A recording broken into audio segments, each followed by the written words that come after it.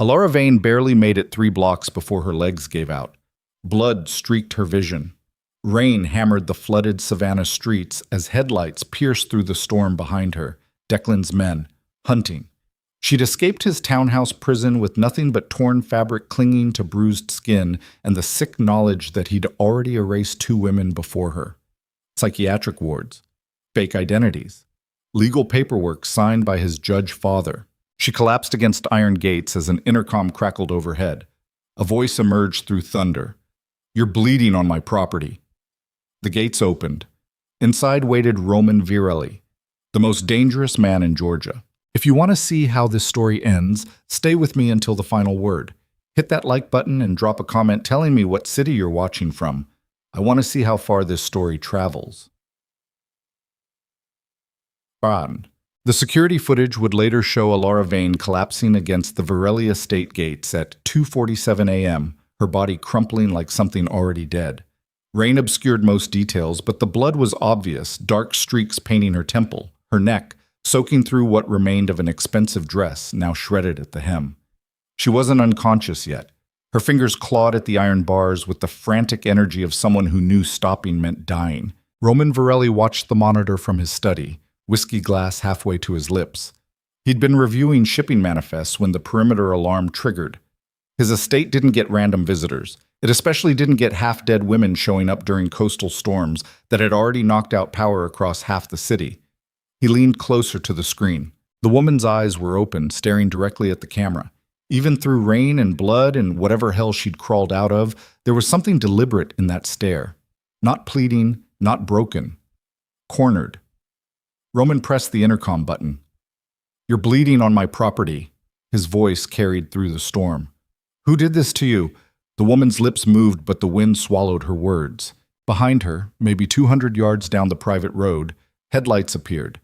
2 vehicles, moving slowly. Hunting. Roman's jaw tightened. He pressed another button. "Marco, visitors incoming. Handle it before they reach the gates." "Copy." Then Roman opened the gates himself. The woman collapsed forward the moment the iron bars swung inward, her body hitting the driveway with a sound that shouldn't have been audible over the storm, but somehow was. Roman was already moving, crossing the marble entryway and stepping into rain that hit like fists. His men appeared from the shadows, 4 of them, armed, efficient, silent. "Bring her inside," Roman ordered. "Medical kit, now." He crouched beside the woman, turning her onto her back. Her eyes found his immediately, unfocused but fierce. Blood matted her dark hair to her skull. Bruises darkened her throat in the unmistakable shape of fingers.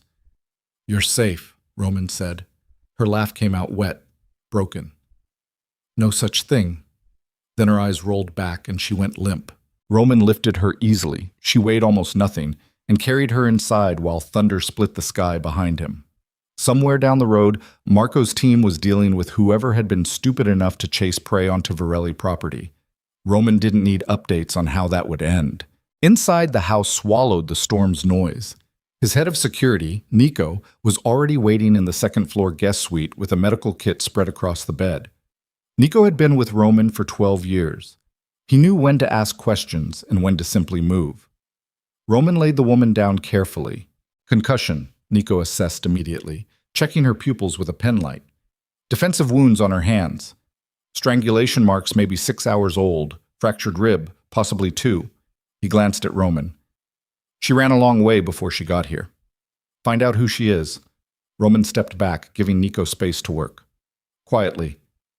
"Already on it." Roman watched Nico clean the head wound, his movements precise and surprisingly gentle for a man whose primary job involved breaking bones. The woman didn't wake. Her breathing stayed shallow but steady, her face slack in a way that made her look younger than she probably was. Mid-20s, maybe. The kind of beauty that attracted the wrong kind of attention. Downstairs, Marco appeared in the doorway. Rain dripped from his jacket onto imported marble. 2 cars, Marco reported. Black Audis. They turned around when they saw us. "They see her come in?" "No, gates were already closed." Roman nodded slowly. "License plates?" "Dealer plates. Rentals, probably." Which meant whoever was hunting her had resources but wanted distance from the chase. Professional but deniable. Roman's mind sorted through possibilities: jealous husband, debt collection, witness protection gone wrong. None of them felt right. Pull traffic camera footage from the bridge, Roman said. Track them backward. I want to know where she came from. Marco hesitated. Boss, this woman is bleeding in my house, Roman finished. Which makes her my problem now. Work the problem, Marco. Marco left without another word. Roman returned his attention to the unconscious stranger. Nico had finished bandaging her head and was now wrapping her ribs. The dress she wore cost money. Real money, not department store money. Custom tailoring, silk blend. But it had been torn deliberately, not by accident. The hem shredded. The shoulder strap ripped at an angle that suggested hands, not fabric failure. Someone had hurt her slowly. Roman's phone buzzed. A text from Nico's research contact. Facial recognition running. Stand by. He pocketed the phone and walked to the window. The storm was finally breaking, rain softening from hammering to steady. Dawn was still 2 hours away. His estate stretched dark and silent toward the marsh, security lights casting long shadows across manicured grounds that hid surveillance equipment and buried deterrents most visitors would never see. Roman had built his empire on knowing when to act and when to wait. This situation required both. The woman represented either an opportunity or a catastrophic liability, and he wouldn't know which until she woke up and started talking. If she woke up. Nico finished his work and stood. She'll live. Probably wake up in a few hours. I'll stay nearby. No. Roman settled into the chair beside the bed. I will. Nico's eyebrow raised fractionally, the closest he ever came to showing surprise, but he nodded and left without comment. Roman sat in silence, watching the rise and fall of the stranger's breathing. Outside, Savannah began its slow crawl toward morning. Somewhere in the city, people were waking up to storm damage and power outages and flooded streets. Somewhere else, someone was realizing their prey had escaped. Let them realize it, Roman thought. Let them panic. Panic made people sloppy, and sloppy people made mistakes he could exploit. His phone buzzed again. This time, a photo appeared. A driver's license image, followed by a wall of text. Alara Vane. 26. No criminal record. Last known address, 1847 Whitaker Street, Unit 4B. Reported missing 14 days ago by former employer. Missing persons case assigned to Detective Sarah Chen, SPD. Case status, inactive. Notes indicate probable voluntary departure. No family contacts listed. Roman scrolled further. Additional? Subject previously filed 2 restraining orders, both dismissed, filed against Declan Hollow, Assistant District Attorney, Chatham County. Roman stopped scrolling. Declan Hollow. The name landed in his mind like a stone dropping into still water, ripples spreading outward. Everyone in Savannah knew the Hollow family. Judge Everett Hollow had sat on the state superior court for 23 years. His son Declan was the golden boy prosecutor, Harvard-educated, impeccable conviction rate, rumored to be eyeing a congressional run in 2 years. The Hollows represented old money, old power, and the kind of untouchable legitimacy that Roman's world could never buy. Which meant Alara Vane, bleeding in his guest room, had just made Roman Varelli's life extremely complicated. He should have left her at the gates. The smart move, the move that kept his operation clean and his exposure minimal, was to call an ambulance, let the professionals handle it, maintain deniable distance.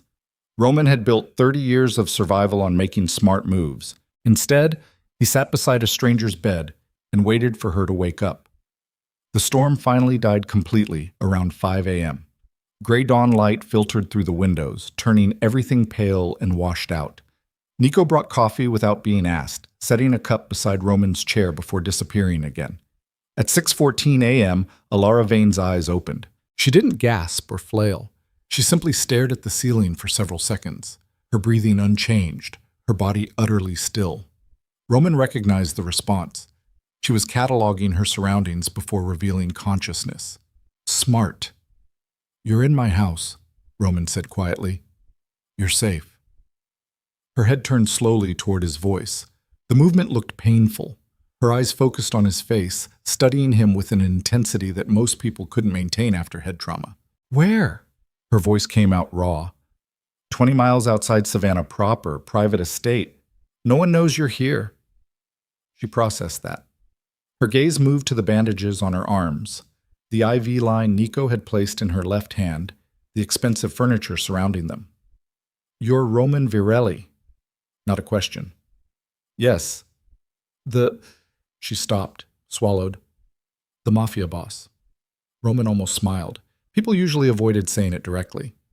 That's one description. Alara tried to sit up. Pain flashed across her face and she fell back, breathing hard. "I need to leave." "You have 2 fractured ribs and a concussion. You're not leaving anywhere." "He'll find me." Her hand moved toward the IV line like she planned to rip it out. "He always—" "Declan Hollow?" Roman kept his voice level. "He won't find you. This property has better security than the governor's mansion." Alara froze. "How do you know his name?" "Because I run background checks on bleeding strangers who show up at my gates." Roman leaned forward slightly. "You filed restraining orders against him. Both dismissed." Her jaw clenched. "His father's a judge." "I'm aware." "Then you know what that means." Alara's eyes were hard now, the shock burning off into something sharper. "You know he can do whatever he wants." "On paper, maybe." Roman stood, walking to the window. Outside, his grounds looked peaceful in morning light.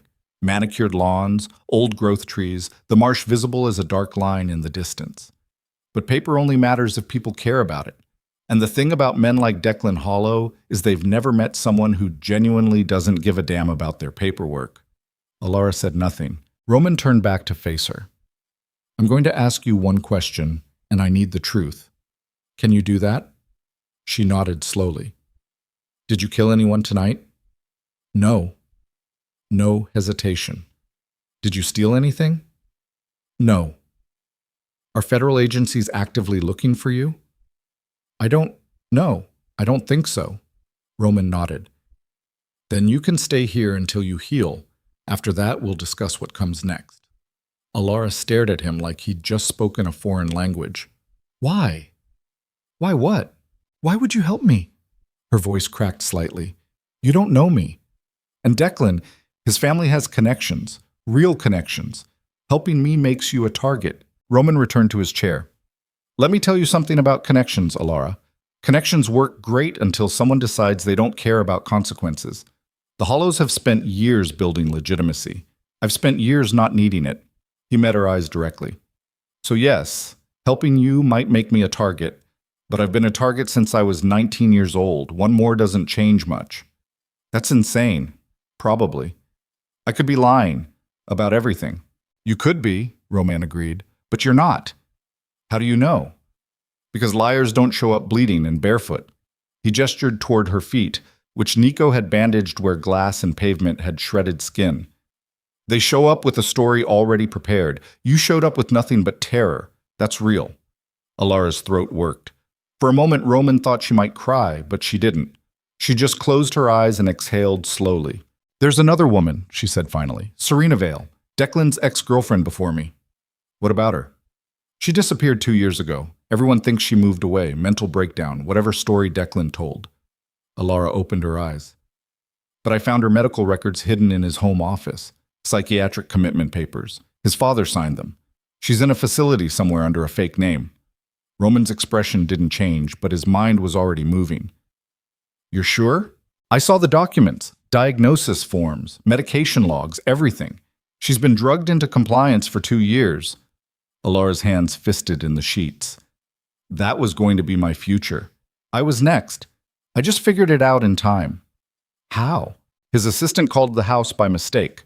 Asked about final paperwork for the Vale commitment renewal. Wrong number, wrong day." Alara's laugh held no humor. "I started digging after that. Found everything hidden behind a false drawer in his desk. And when he realized I knew—" She stopped, touching her throat where the bruises darkened. Roman stood. "Get some rest. We'll talk more when you're stronger." "You believe me?" Alara's voice rose slightly. "Just like that?" "I believe powerful men erase inconvenient women all the time," Roman said flatly. "I believe judges sign paperwork without reading it. I believe the legal system protects people like the Hollows because it was designed to." He paused at the door. "What I don't know yet is what you want to do about it." "I want him destroyed." No hesitation, no wavering, pure conviction. Roman studied her for a long moment. This broken, exhausted woman who'd crawled through a storm to survive and was now talking about revenge before her wounds had even closed. Then rest, he said, because destroying the hollows takes more than wanting it. It takes planning, resources, and patience. He left before she could respond. Downstairs, Marco was waiting with a tablet. Boss, we've got a problem. Roman took the tablet. Security footage from a traffic camera near the Whitaker Street address showed two black Audis parked outside a luxury townhouse. Timestamp, 11:47 p.m., approximately 3 hours before Alara arrived at the estate. That's Hollow's property, Marco confirmed, registered to a shell company his father controls. And look at this. He swiped to the next video. Same location, different angle. A woman, Alara, climbing out of a second-story window, dropping to a balcony, then jumping to the ground. She landed badly, stumbled, then ran. The Audi's headlights switched on immediately. They were waiting for her, Roman observed. Yeah, like they knew she'd run. Roman handed back the tablet. Find Serena Vale. If she exists, I want to know where. Medical facilities, psychiatric hospitals, private clinics. Search everything within 500 miles. Use the fake name if you have to run combinations. That's going to cost. So cost me. Marco nodded and left. Roman walked to his study, poured another whiskey even though dawn was breaking, and stared at the photograph on his desk, a 20-year-old picture of himself with his father and uncle back when the Virelli name meant survival instead of power. He'd built this empire by knowing which fights to take and which to avoid. The Hollows represented institutional power, legal immunity, and generational connections that could bury him in paperwork and investigations and federal scrutiny. Taking them on was strategically idiotic. It was also, Roman realized, the first thing in years that felt worth doing.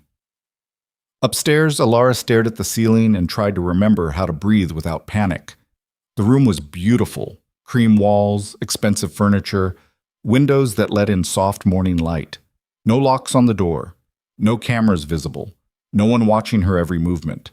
That terrified her more than Declan's basement ever had. Because this felt like the setup.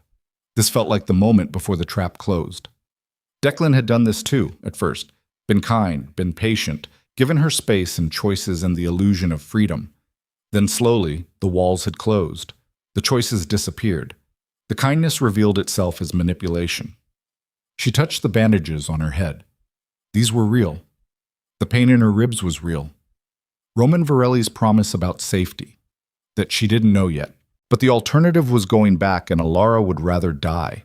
She forced herself to sit up, ignoring the way her vision swam and her ribs screamed. The room spun briefly, then steadied. Her feet touched the floor. The bandages made walking awkward but not impossible. The door was unlocked. Alara opened it slowly, half expecting alarms or guards or something. The hallway beyond was empty, quiet. Morning light filtered through tall windows, illuminating oil paintings and polished wood floors that probably cost more than Alara had earned in her entire life. She walked slowly, testing each step, found stairs, descended carefully, one hand on the railing. Voices drifted from somewhere below. Male, speaking too quietly to make out words. Alara followed the sound until she reached a partially open door. Through the gap, she could see Roman sitting at a massive desk, papers spread before him, speaking on the phone in what sounded like Italian. He looked different in daylight. Older than she'd initially thought, maybe early 40s. Hard features that suggested violence survived rather than inflicted. Expensive clothes that fit too well to be accidental. Everything about him screamed control. Roman glanced up mid-sentence and their eyes met. He didn't look surprised, just held up one finger, wait, and finished his conversation. Then he set down the phone and gestured for her to enter. You should be resting, he said. Needed to move. Alara leaned against the doorframe, unwilling to sit. You speak Italian? Sicilian, mostly. Old habits. Roman stood, walking to a side table where coffee was already prepared. He poured a cup without asking, handed it to her. You look steadier. Alara accepted the coffee. It was perfect. Black, strong, exactly what she needed. You knew I'd come downstairs. I guessed. Roman returned to his desk but didn't sit. You're trying to figure out if this is real or another trap. Is it? Which would I say if it was a trap? Despite everything, Alara almost smiled. Exactly what you just said. Then you'll have to decide for yourself. Roman's phone buzzed. He glanced at it, his expression hardening fractionally. My people found something. Alara's hands tightened on the coffee cup. Serena?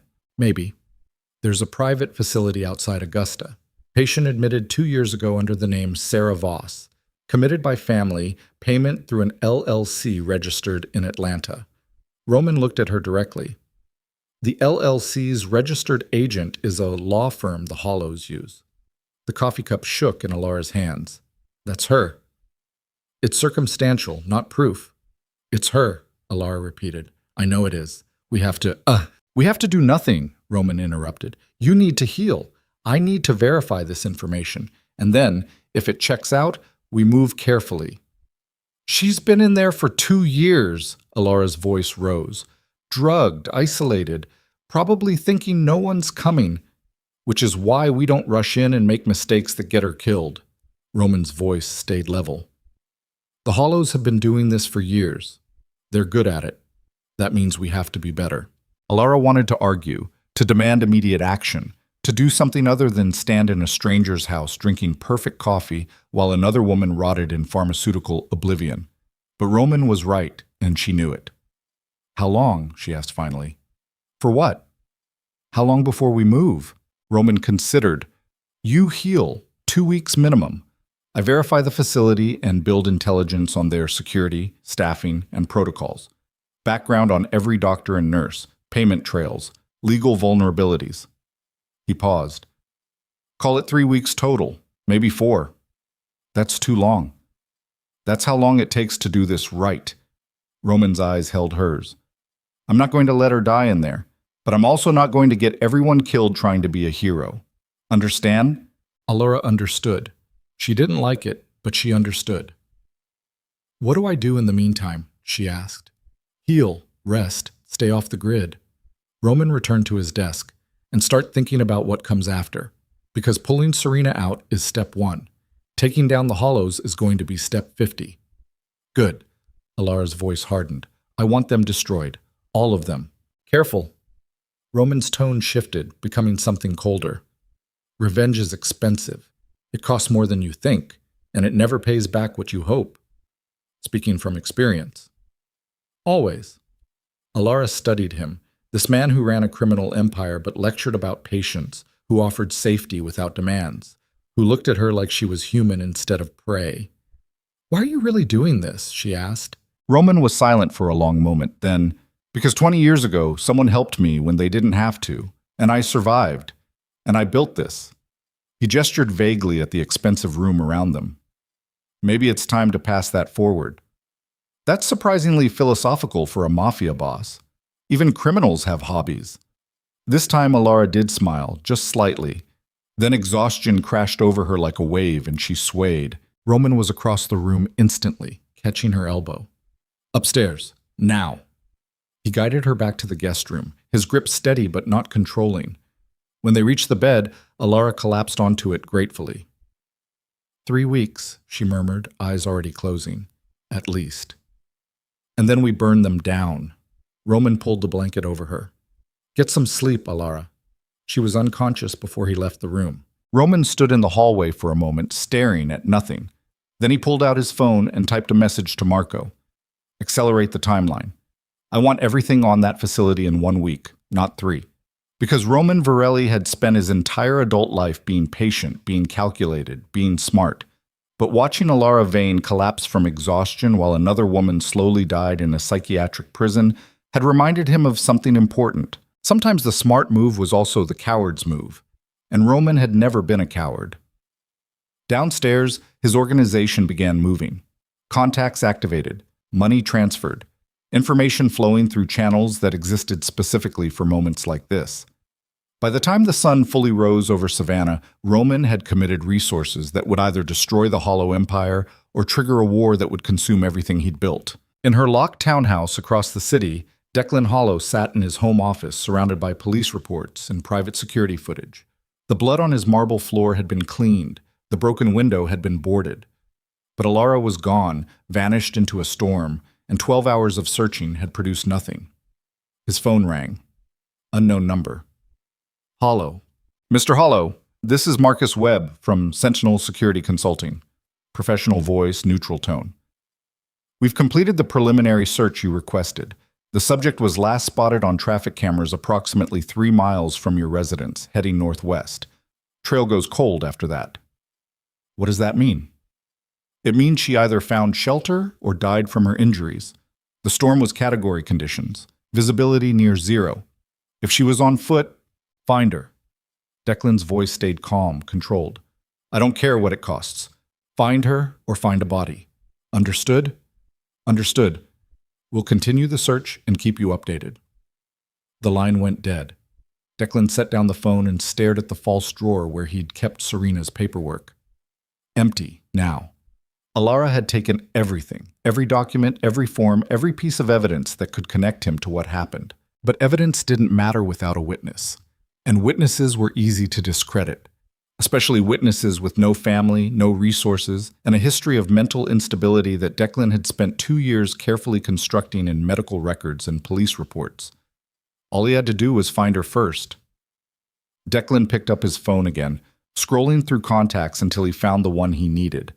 His father answered on the second ring. Declan, it's early. We have a problem. Judge Everett Hollow's voice sharpened instantly. Explain. The Vane girl. She ran, took documentation with her. Silence. Then, how much documentation? Everything on Vale, commitment papers, facility information, payment trails. Christ, his father breathed out slowly. Where is she now? Unknown. Search teams are working on it. Find her, Declan, fast, because if those documents surface, they won't. She has nowhere to go. No money, no connections, no credibility. And even if she tries going public, we have 2 years of medical records showing progressive instability. That's not enough anymore, his father said quietly. Not after the Brennan case. People are watching us now. One mistake, there won't be mistakes. Declan's voice hardened. I'll handle this. See that you do. Because if this falls apart, it doesn't just destroy you. It destroys everything I've built. The line went dead. Declan sat in silence, staring at his perfect office with its perfect furniture and perfect view. He'd been so careful. Serena had been easy, isolated, no family, history of depression that made her commitment believable. Alara was supposed to be even easier. Foster system kid, no connections, grateful for the attention until it was too late. But she'd been smart, suspicious. And now she was loose with evidence that could unravel everything. Declan stood and walked to the window. Dawn light painted Savannah in gold and shadow. Beautiful. Pristine. His city. Built on his family's reputation, where his name opened doors and his father's signature closed them. Alara Vane was just one woman. Frightened, injured, alone. She wouldn't survive this. Declan would make certain of that.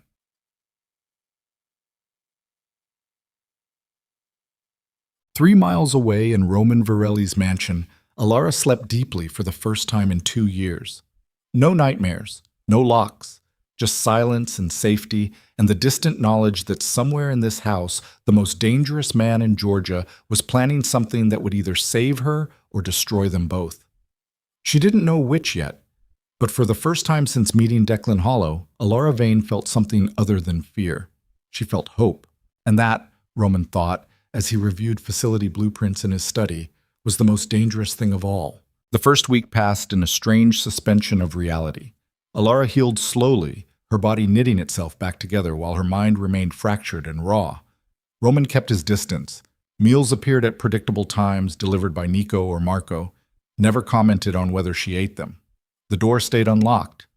No one asked questions. That restraint unnerved her more than threats ever could. On the 8th morning, Alara woke to voices drifting up from somewhere below. Male voices, arguing in low tones that carried more weight than volume. She pulled on the borrowed clothes someone had left folded on a chair, soft cotton pants and a shirt that hung loose on her frame, and followed the sound downstairs. The argument was happening in Roman's study. The door stood half open. Completely insane, Marco was saying. You're talking about infiltrating a state-licensed psychiatric facility. That's not smuggling cargo or bribing port inspectors. That's federal jurisdiction if it goes wrong. It won't go wrong. Roman's voice held no doubt. You don't know that. We don't even have confirmation that Vale is actually there. Just circumstantial. The LLC matches. The timing matches. The commitment paperwork matches Hollow's signature patterns. Patterns aren't proof. Marco's frustration was evident. And even if she's there, extracting her without triggering every alarm in the state requires resources we don't have. Medical transport, fake transfer orders, staff cooperation. Then acquire them. With what justification? You want me to tell our contacts we're suddenly running charity operations for the DA's victims? That exposes us to... I don't care about exposure. Roman's tone shifted, becoming something colder. I care about getting her out before the Hollows realize we know she exists. Silence fell. Then Marco. This is about the girl upstairs. This is about doing what's right. Since when do we do what's right? Marco's voice rose slightly. We do what's profitable, what's strategic, what keeps our operation protected. This breaks every rule we... Enough. Not loud, but absolute.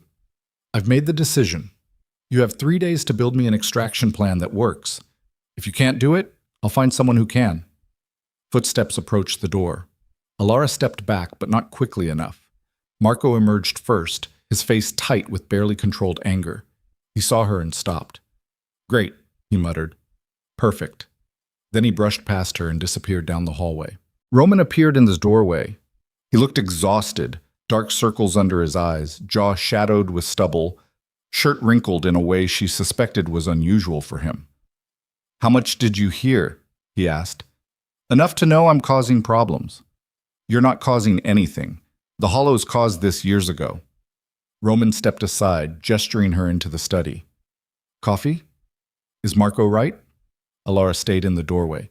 Is this insane? Roman poured 2 cups, handed her one. Probably, but insane doesn't mean impossible. He thinks you're doing this because of me. He's not entirely wrong. The honesty surprised her. Alara accepted the coffee, finally entering the room. The study looked like Roman hadn't left it in days. Papers scattered across the desk, multiple laptops open, security footage frozen on screens, facility blueprints taped to the wall. You've been working on this all week, she observed. Yes. Why? Roman leaned against the desk, studying her. How long were you with Declan Hollow? The question landed like a punch. 2 years, almost. And before him?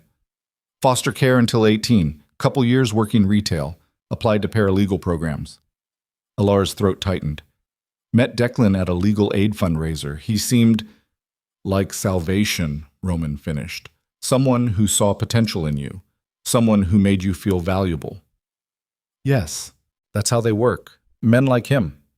Roman set down his coffee. They find women who've been invisible their whole lives and they offer visibility, attention, resources, and by the time you realize the price, you're already trapped. Alara stared at him. You sound like you know. I've seen it. Different context, same pattern. Roman gestured toward the blueprints. Serena Vale probably felt the same way, grateful at first, special, until she wasn't useful anymore and became inconvenient. So you're saving her to prove a point. I'm saving her because no one else will. Roman's eyes hardened. The system failed her. Her family failed her. Society decided she was disposable, and the Hollows counted on that. They counted on no one caring enough to look. But you care. I'm aware of injustice when I see it. That's not the same thing. Roman said nothing for a moment, then, my sister died in a facility like that one. 23 years old, committed by her husband when she tried to leave him. Depression, they said. Danger to herself. She died 6 months later. Medication interaction, supposedly. His voice stayed flat, emotionless. No investigation. No accountability. Just a closed file and a man who remarried within a year. Alara's breath caught. Roman, I don't want sympathy. He straightened, moving back to the desk. I want results. Marco's right that this is complicated and dangerous, but he's wrong that it's impossible. Before Alara could respond, Nico appeared in the doorway. Boss, we've got movement. Roman's expression shifted instantly. Where? Hollows people. 3 teams canvassing neighborhoods near where she disappeared, showing photos, asking questions, Professional operation. How close? 12 miles. Moving in a grid pattern. They'll reach the estates within 48 hours if they maintain pace. Alara felt the blood drain from her face. He's searching for me. Of course he is. Roman was already moving, pulling up security feeds on one of the laptops. You took evidence that could destroy him. He can't let that go public. I don't have the documents anymore. Alara's hands clenched. They were in my dress pocket when I ran. They're gone. Probably destroyed by the rain. Roman and Nico exchanged glances. That doesn't matter, Roman said carefully. You're still a witness. You still know what happened. That makes you a liability that needs to disappear. Alara finished. Her voice sounded distant in her own ears. Permanently. Which means we move faster. Roman turned to Nico. Pull everyone back to primary security perimeter. Lock down the estate. No one enters or leaves without clearance. And accelerate the veil extraction timeline. To when? 72 hours. Nico's eyes widened fractionally. Boss, that's what we have to work with. Make it happen. Nico left without further argument. Alara sank into a chair, her legs suddenly unsteady. This is my fault. I should leave. Go somewhere else. You don't need to. Go where? Roman interrupted. You have no money, no identification, no resources. Hollow's people are professional trackers with unlimited funding. You'd last maybe a day. Better than getting you killed. I'm not going to die. Roman crouched in front of her chair, forcing eye contact. Listen to me.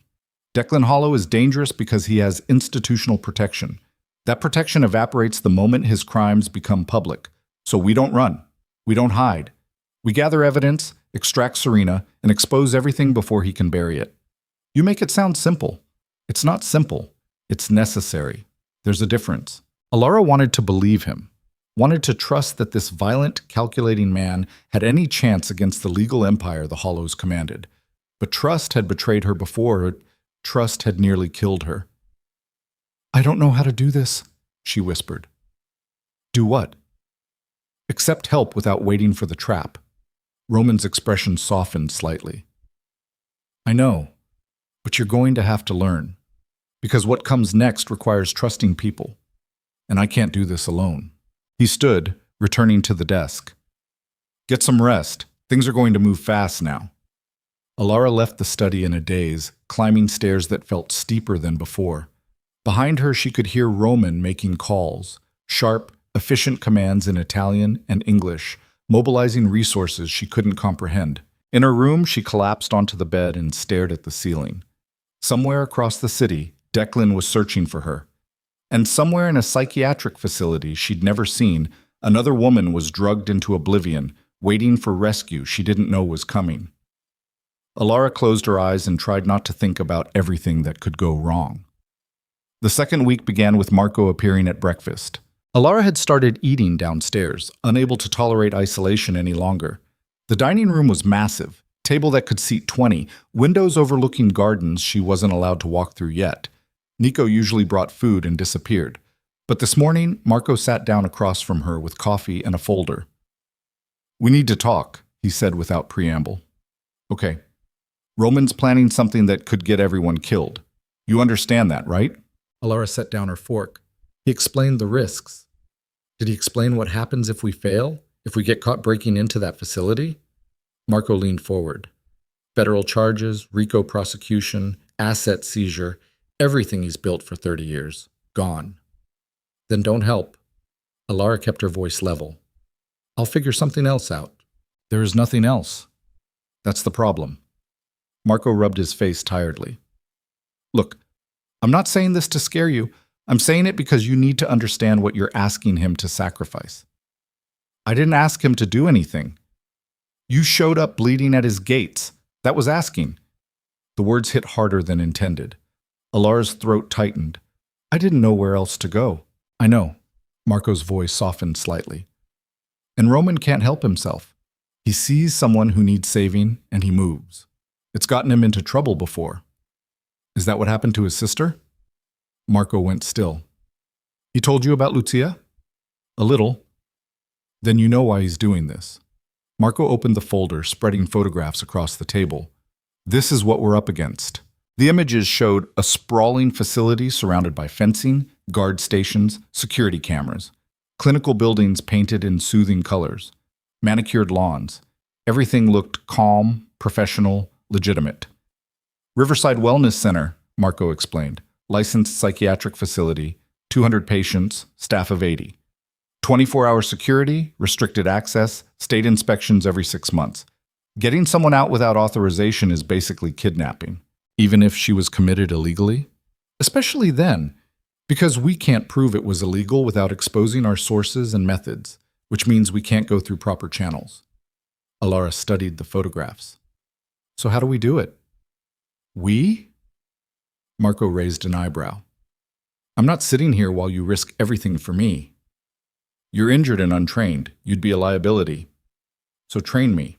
Marco stared at her for a long moment. Then, unexpectedly, he smiled. You've got spine, I'll give you that.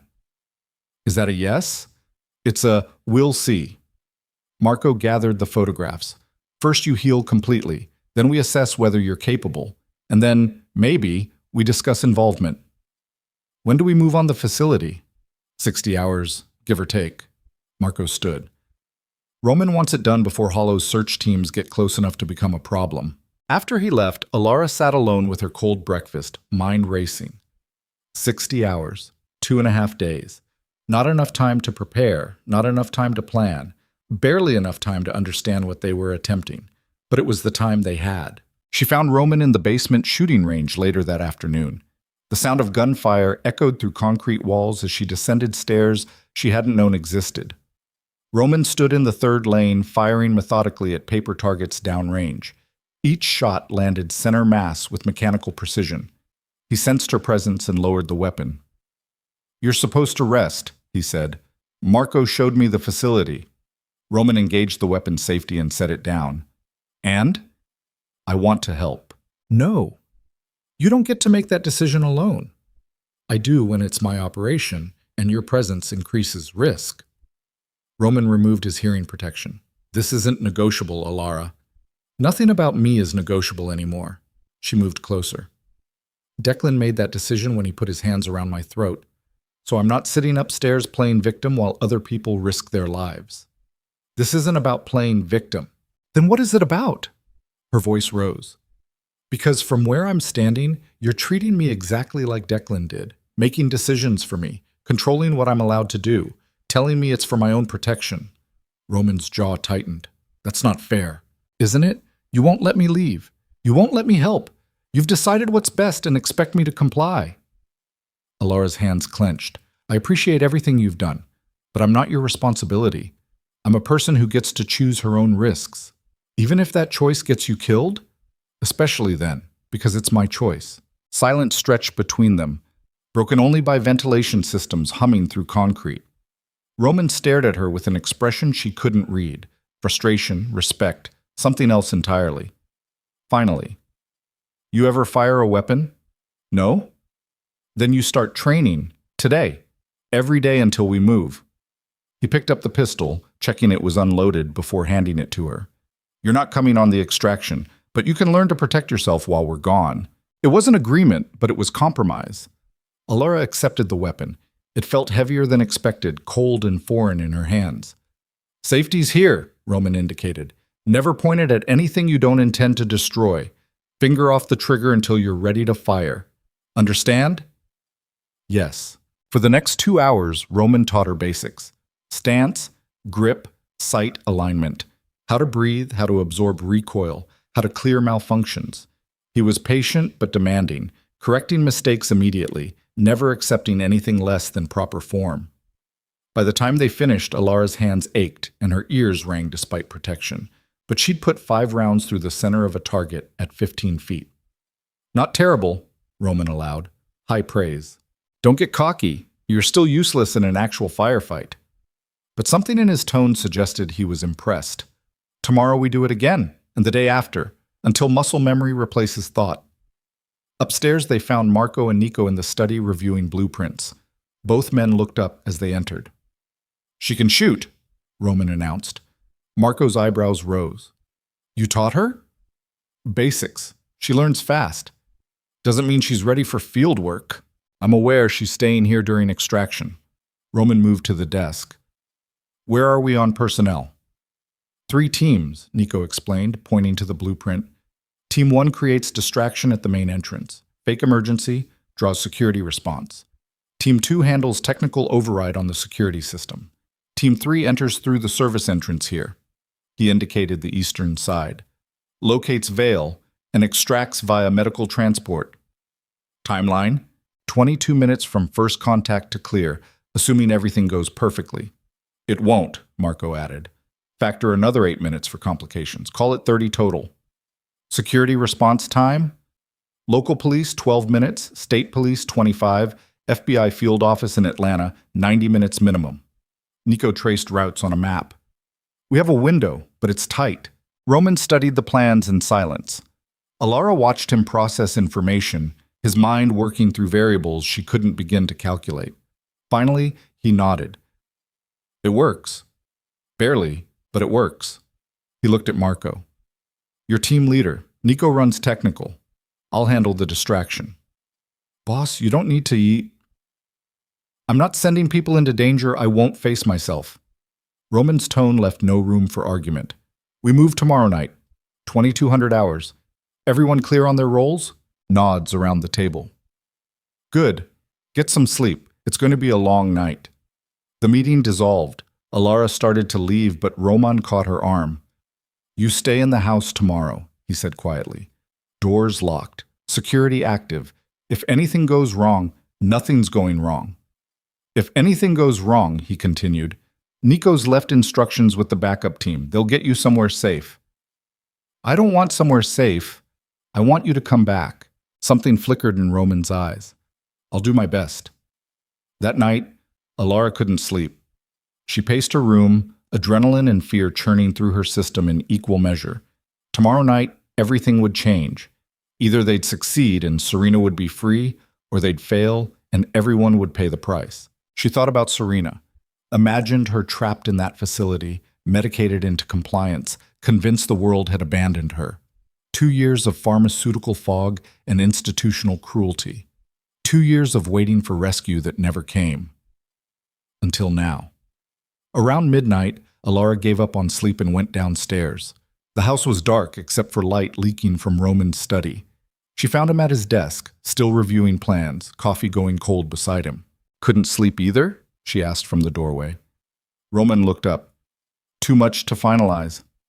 Can I come in? It's your house too. Alara settled into the chair across from him.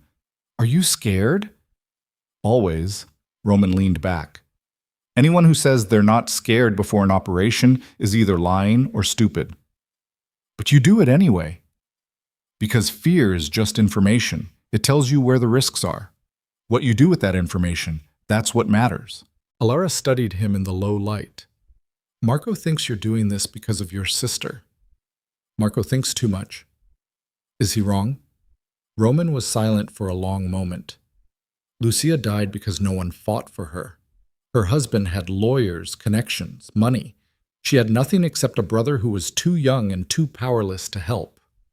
His voice stayed flat, controlled. So yes, maybe I'm doing this for her, for the person I couldn't save 23 years ago. That's not a bad reason. It's a dangerous one. Emotional decisions get people killed. Is that what this is? An emotional decision? Roman met her eyes directly. Yes, and also the right decision. Those things aren't mutually exclusive. Thunder rumbled distantly outside. Another storm rolling in from the coast. Alara listened to the sound and wondered if she'd ever hear thunder again without remembering the night she'd collapsed at these gates. I need to tell you something, she said finally. In case tomorrow goes wrong. Nothing's going wrong. But if it does, Alara forced the words out. Thank you for seeing me as human, for not treating me like damaged property. That matters more than you know. Roman's expression softened. You're not damaged, Alara. You're surviving. There's a difference. Sometimes it doesn't feel that way. I know. But feelings aren't facts. He stood, moving to the window.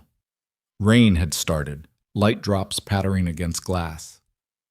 When this is over, When Serena's safe and the hollows are exposed, what do you want? The question surprised her. I don't know. I haven't thought past tomorrow. Start thinking, because you're going to survive this, and survivors need plans. Alara joined him at the window. Outside, the estate grounds disappeared into darkness and rain. I want Harbor House. What? The shelter I mentioned for women escaping abuse, real resources, real protection, not just emergency beds and temporary solutions. She turned to face him. I want to build something that actually works, something Declan and men like him can't destroy. Roman studied her. That's ambitious. You asked what I wanted. And if I said I'd help you build it, I'd ask why you keep helping me. Because you remind me that not everything worth doing has to be profitable. Roman's voice dropped slightly. And because watching you fight back gives me hope that the world isn't entirely fucked. The moment stretched between them, charged with something neither was quite ready to name. Then Alara smiled faintly. That's surprisingly optimistic for a criminal. Don't tell anyone. It would ruin my reputation. They stood together in silence, watching rain darken the world outside, neither acknowledging the way the space between them felt different now. Heavier. More complicated. Finally, Roman cleared his throat. Get some sleep. Tomorrow's going to be intense. Alara nodded and left. Behind her, Roman returned to his desk and pulled out a file he hadn't shown anyone. Inside were photographs, surveillance images of Declan Hollow, his father, their associates. Names, addresses, routines, vulnerabilities. Because Roman hadn't told Alara the complete truth. Extracting Serena was step one, but destroying the Hollows utterly, making them pay for every woman they'd erased, every life they'd ruined, that required more than exposure. That required war. And Roman Varelli had been preparing for war since the moment Alara collapsed at his gates. The day of the extraction crept forward with agonizing slowness. Alara tried to occupy herself, reading, pacing, practicing the weapon drills Roman had taught her, but time felt liquid and unreal, stretching and compressing without pattern. Around noon, Marco found her in the garden courtyard where she'd finally been permitted to walk. Boss wants you in the armory, he said. Why? Didn't say. Just come. The armory was another room she hadn't known existed, deep in the estate's basement, behind a reinforced door that required both keypad and biometric access. Inside, weapons lined the walls, rifles, handguns, shotguns, equipment that suggested preparation for scenarios much worse than a facility extraction. Roman was testing communication equipment when she entered. Put this on, he said, handing her an earpiece. Channel 3. You'll be able to hear everything during the operation. I thought you wanted me isolated from... I changed my mind. Roman adjusted his own earpiece. If something goes wrong, you deserve to know immediately, not hours later when cleanup teams return. The gesture was small but significant. Marco raised an eyebrow but said nothing. For the next hour, they ran communication checks. Alara listened as teams reported in, confirming equipment, reviewing protocols, testing encrypted channels. The operation had dozens of moving parts, each dependent on the others. One failure could cascade into catastrophe. How do you stay calm? She asked Roman quietly. Practice. And accepting that you can't control everything. He met her eyes. You just control what you can and react to what you can't. That's terrifyingly zen. Welcome to operational planning. At 2,000 hours, the teams began moving out. Marco left first with the technical crew, then Nico with the extraction unit. Roman stayed until last, running through final checks with mechanical precision. Before leaving, he stopped in front of Alara. Stay in the safe room once we're gone, he instructed. It's behind the bookcase in my study. Reinforced walls, independent power, satellite communication. If anyone breaches the estate, nothing's breaching the estate. If anyone does, you lock yourself in and wait for backup. Clear? Clear. Roman hesitated, then, I'll see you in a few hours. You better. He left without looking back. Suddenly, the house felt enormous and empty. Alara made her way to Roman's study, found the hidden safe room exactly where he'd indicated. Inside was exactly as described, small, reinforced, stocked with supplies. She settled at the communications console and activated channel 3. Static crackled. Then Marco's voice. Team 1 in position. Nico. Team 2 standing by. Roman. Team 3 ready. Commence operation on my mark. 3, 2, 1. Mark. The extraction had begun. For the first 20 minutes, everything went according to plan. Alara listened as teams reported progress. Distraction created, security systems overridden, service entrance accessed. Nico's voice stayed calm, clinical, narrating their movement through the facility. Ground floor clear, proceeding to residential wing. Copy that. 2 minutes to target location. Eyes on security. 2 guards, both distracted by the main entrance response. Moving past, still clear. Then, we've got the room. Accessing now. Alara's heart hammered. This was it.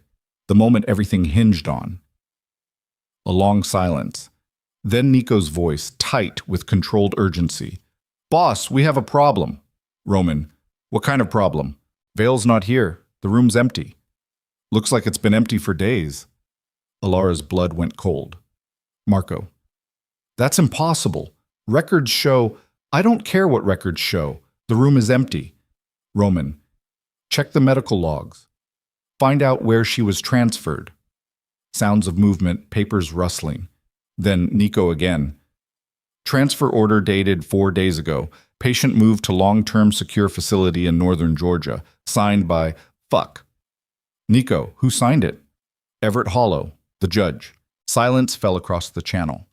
Then Roman, his voice dangerous. They moved her. They knew we were coming. How? Marco demanded. We've been careful. No leaks, no... Doesn't matter how. We're compromised. Roman's command voice cut through the confusion. All teams extract immediately. Marco, kill the security override and restore systems. Make it look like a technical glitch. Nico, get your people out now. Copy. Extracting. Alara listened in horror as teams retreated. The operation was collapsing. Serena was gone, moved beyond reach, and somehow the Hollows had known to move her, which meant they knew about Roman, knew about the plan, knew everything. Team 1 clear. Team 2 exfiltrating. 30 seconds. Team 3, wait. We've got company. Black SUVs entering the facility. Multiple vehicles. Roman, how many? At least 4, professional configuration. This isn't local security. That's a welcoming party. Move faster. Moving! We're... Contact! Shots fired! Gunfire erupted through the comm channel. Shouting. More shots. Alara gripped the console edge, her knuckles white. Nico! Roman's voice sharp. Nico, report! We're pinned. Service entrance compromised. They were waiting for us, boss. Fall back to secondary exit. Team 1, provide suppression fire. Marco, I need that security system back online now. Working on it. More gunfire. Someone screaming. The sounds of combat transmitted through tiny earpieces felt surreal and terrifying. Man down! Paulie's hit. Grab him. Nobody gets left. They're pushing forward. Boss, we need backup. Roman. 2 minutes out. Hold position. More chaos. More shots. Then Marco's voice strained. Security's back up. Facility's going into lockdown. You've got maybe 90 seconds before those doors seal. Copy. Nico, on me. Fighting retreat to the north exit. Move. Sounds of running, breathing, someone cursing. More shots. Closer now. Then an explosion. Massive, deafening through the comms. Silence. Roman? Alara whispered into the dead channel. Roman. Nothing. Anybody respond, please. Static hissed mockingly back at her. Alara sat frozen in the safe room, staring at the console, waiting for voices that didn't come. Her mind spun through terrible possibilities. Capture, injury, death. The extraction had been a trap. Someone had betrayed them, and now everyone she'd allowed herself to trust might be dead because of it. Then the channel crackled to life. Back! Say again, falling back. We're clear of the facility. Roman's voice. Alive. Alara's breath released in a sob she hadn't known she was holding. Casualties? Roman demanded. Paulie took rounds to the vest, bruised ribs but mobile. Everyone else intact. Get to the vehicles. We're gone in 60 seconds. More sounds of movement. Engine starting. Tires on gravel. Then Roman again. Alara, you there? She keyed the microphone with shaking hands. I'm here. Lock everything down. We're coming back. ETA 40 minutes. What happened? Later. Just stay in that room until I personally come get you. Understood? Yes. The channel went silent again. Alara sat in darkness, listening to her own heartbeat, trying to process what had just happened. They'd failed. Serena was still imprisoned. The Hollows knew about the rescue attempt. And somehow, impossibly, they'd been waiting, which meant everything was about to get much worse. 43 minutes later, she heard vehicles in the driveway, heavy footsteps, voices shouting orders, then a knock on the safe room door. Alara, it's me. She opened the door. Roman stood there, covered in concrete dust and smoke residue, exhaustion carved into every line of his face. Behind him, men were moving through the house, securing entrances, checking systems. What happened? Alara asked. Roman stepped into the safe room and closed the door. In the confined space, he seemed bigger, more dangerous. Exhausted, but unbroken. We walked into an ambush. Professional security team waiting exactly where we planned to extract. Serena had been moved days before we got there. He ran a hand through his hair. Someone told them we were coming. How? I don't know yet, but I will. His eyes were hard. Marco's reviewing all communications. Nico's checking for surveillance we missed. We'll find the leak. And Serena? Gone. Transferred to a facility we don't have intelligence on. Could be anywhere in Georgia. Roman's jaw tightened. The Hollows outsmarted us. Alara sank against the wall. This is my fault. Stop. It is. You risked everything, and we failed, tonight. But this isn't over. Roman moved closer, forcing her to meet his eyes. The Hollows just showed us they're scared. Scared enough to move their prisoner, scared enough to lay a trap. That means we're closer than they want us to be. Or it means they're destroying evidence. Maybe, but it also means they're reactive now instead of proactive. That's an advantage. Some advantage. Everyone almost died. But they didn't. Roman's voice softened slightly. Alara, listen to me. Tonight was a setback. A bad one. But we're not done. We're just getting started. Before she could respond, Marco appeared in the doorway. Boss, you need to see this. They followed him to the study where multiple laptops displayed surveillance feeds, traffic cameras, facility footage. Marco pointed to one screen showing the aftermath of their extraction attempt. Local police arrived 17 minutes after we left. Federal agents 23 minutes after that. They're treating it as a terrorist threat, locking down the facility, interviewing staff. Expected, Roman said. Yeah, but look at this. Marco pulled up different footage.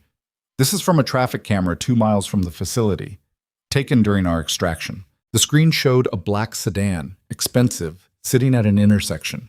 In the driver's seat, clearly visible, despite the grainy footage, Declan Hollow. He'd been there, watching.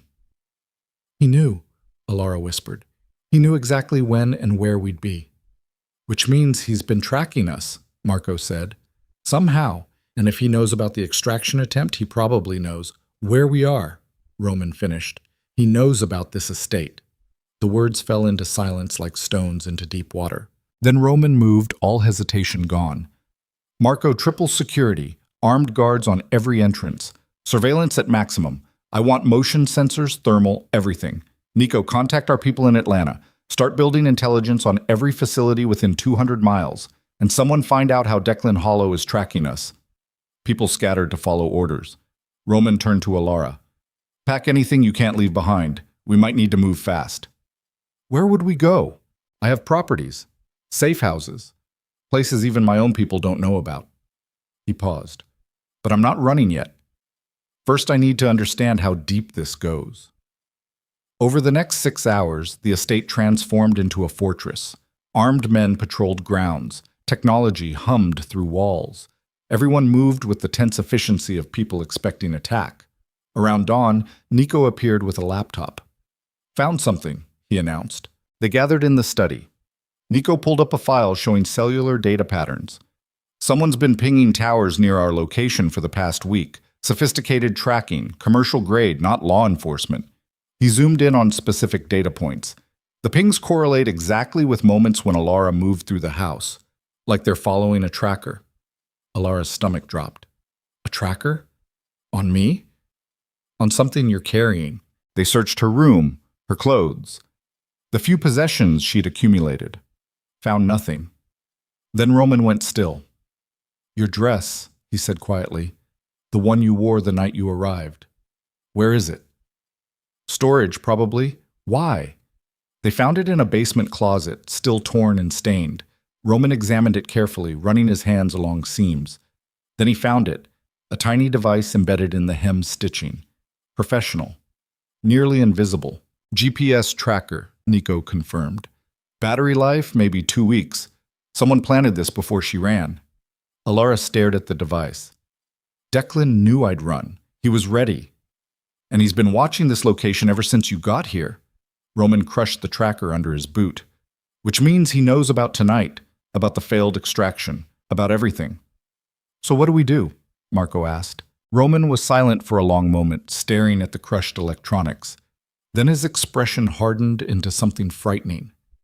We stop playing defense, he said quietly, and we give Declan Hollow exactly what he's asking for. Which is? Roman looked at Alara. A war. The war began at dawn. Roman stood in his study watching surveillance feeds multiply across screens like cancer cells dividing. Every camera angle showed the same thing, black vehicles circling the estate perimeter, not entering, not attacking, just circling, predators establishing territory. Count? He asked Marco without turning.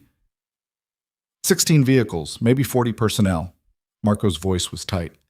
Professional configuration, ex-military probably, Hollow's not playing around anymore. Neither are we. Alara appeared in the doorway, still wearing yesterday's clothes, exhaustion carved into her face. They're outside. Have been since 4 a.m. Roman finally turned from the screens. They're establishing a perimeter, waiting for orders. Orders to do what? Starve us out. Wait until we make a mistake. Maybe storm the estate if they get impatient. Roman's jaw tightened. Declan wants you back. And he wants me dead. This is how he plans to accomplish both. So we're trapped. For now. Marco cleared his throat. Boss, we've got another problem. Nico ran background on the security team outside. They're not just hired muscle. Then what are they? Blackwater veterans, triple canopy, executive protection specialists who went private. Marco pulled up dossiers on the screen. These aren't thugs. They're trained operators with kill records and legal immunity clauses in their contracts. Roman studied the faces. Hard men with dead eyes and resumes written in foreign blood. Who's funding this? Officially? A security consulting firm registered in Delaware, but the payment trail leads back to one of Judge Hollow's shell companies. So the judge is directly involved now. Looks that way, which means this isn't just Declan cleaning up loose ends. This is the whole family protecting their empire. Alara moved closer to the screen, staring at the vehicles prowling Roman's property. How long can we hold? Depends on what you mean by hold. Roman gestured at the estate layout. We've got reinforced structures, armed personnel, supplies for maybe 2 weeks. But we're not equipped for prolonged siege warfare, and eventually they'll escalate. Escalate how?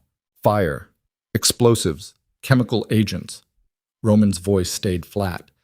These people have no legal oversight and unlimited funding. They'll do whatever works. Silence fell across the study. Then Alara. So we're fucked. We're disadvantaged, Roman corrected. Not the same thing. Sounds like the same thing. It's not, because they're making a mistake. Roman turned back to the surveillance feeds. They're assuming we're static targets, that we'll sit here and wait for them to act. And we won't? No. We're going to give them exactly what they want. Roman's expression hardened. We're going to make them think they've won. Marco's eyes narrowed. What are you planning? A surrender. Public, documented, complete. Roman looked at Alara. Specifically, I'm going to hand you over to Declan Hollow. The words hit like a physical blow. Alara staggered back a step. What? Not actually, but he needs to believe I am. That's insane. It's tactical. Roman moved to the desk, pulling up blueprints of the city. Declan wants you. He spent weeks hunting you. If I offer to negotiate terms, neutral location, public space, witnesses, he'll come. His ego won't let him refuse. And then what? Alara's voice shook. You just let him take me? Then we expose everything, publicly, with cameras and witnesses and evidence he can't bury. Roman's finger traced routes on the map. The Justice Foundation Gala. 3 days from now. Every important person in Georgia will be there, including Declan and his father. Marco leaned forward.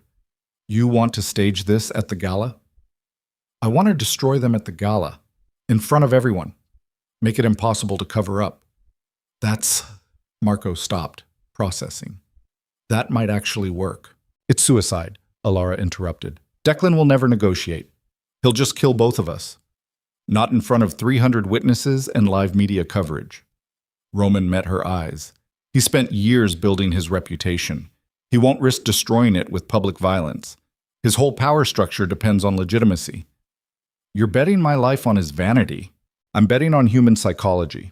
Declan needs you silenced, yes, but he also needs to win.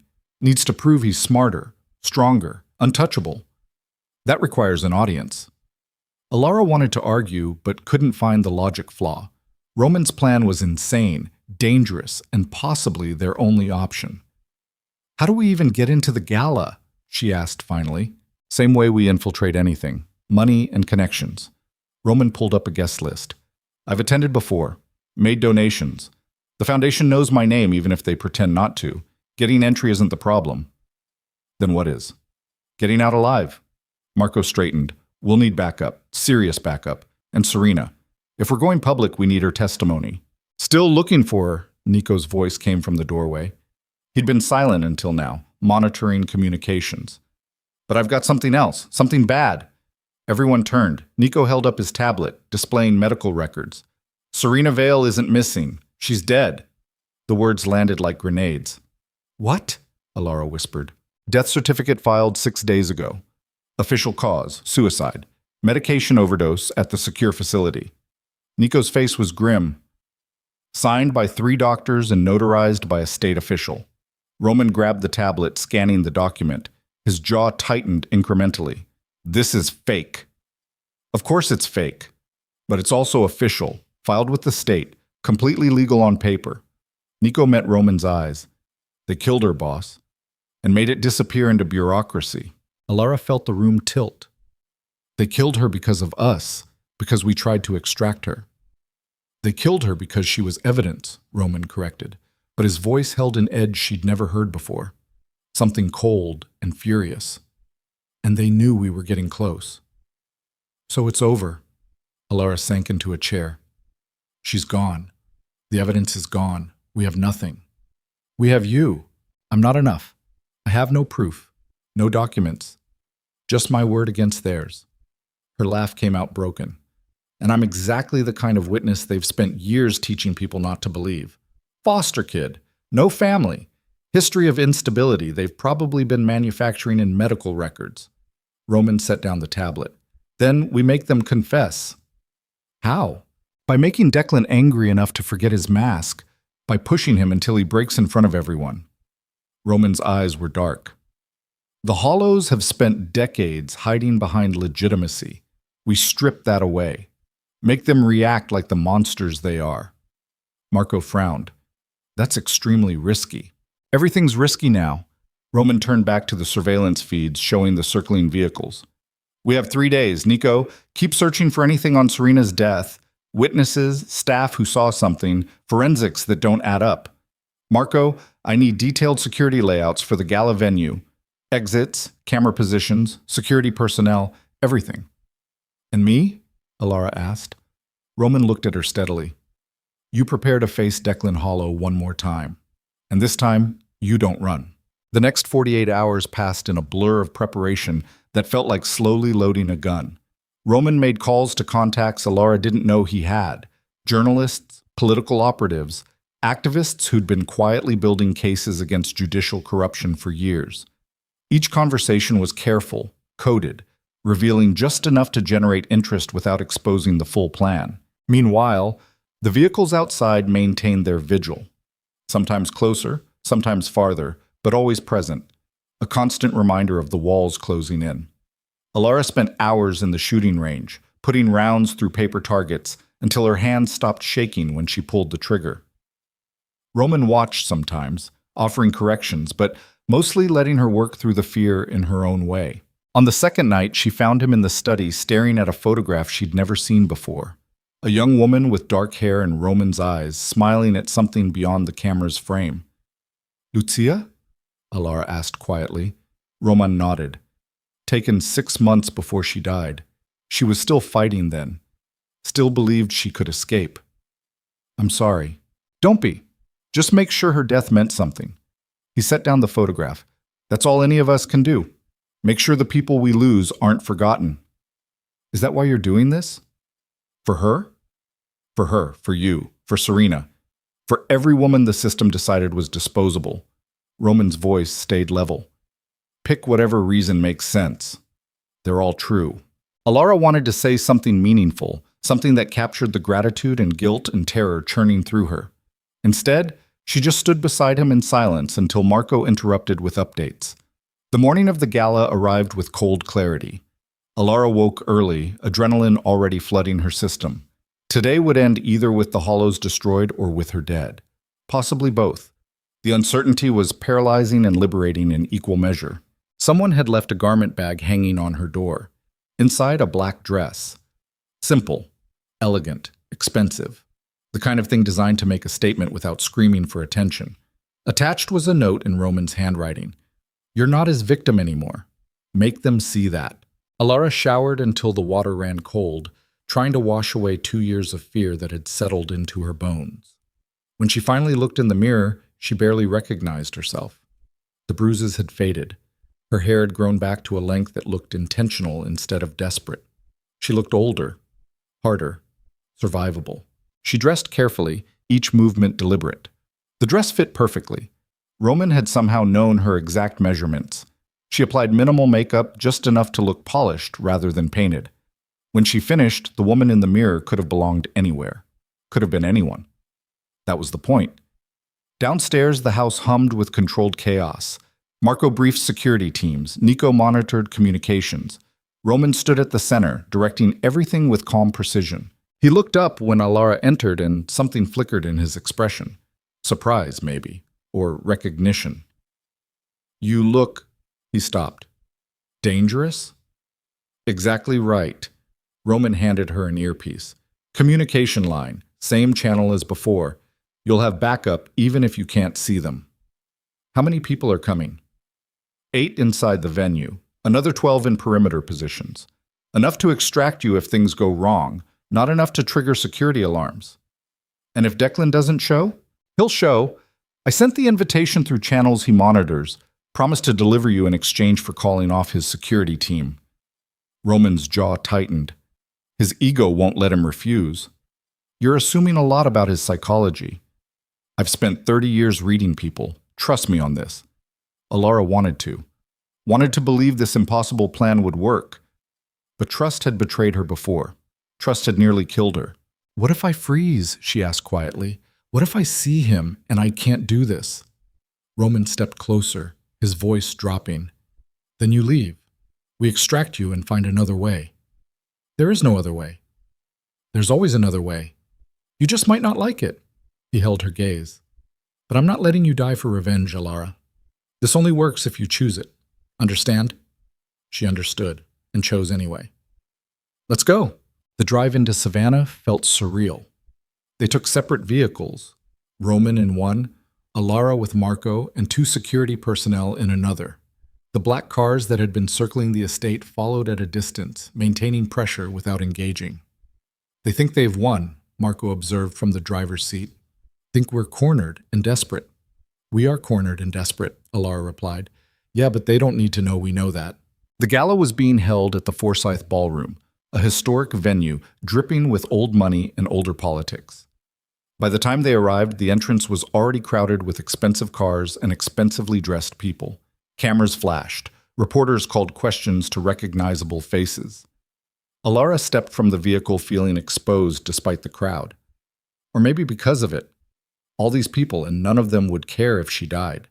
They'd just call it a scandal and move on. Roman appeared beside her, offering his arm. Ready? No. Good.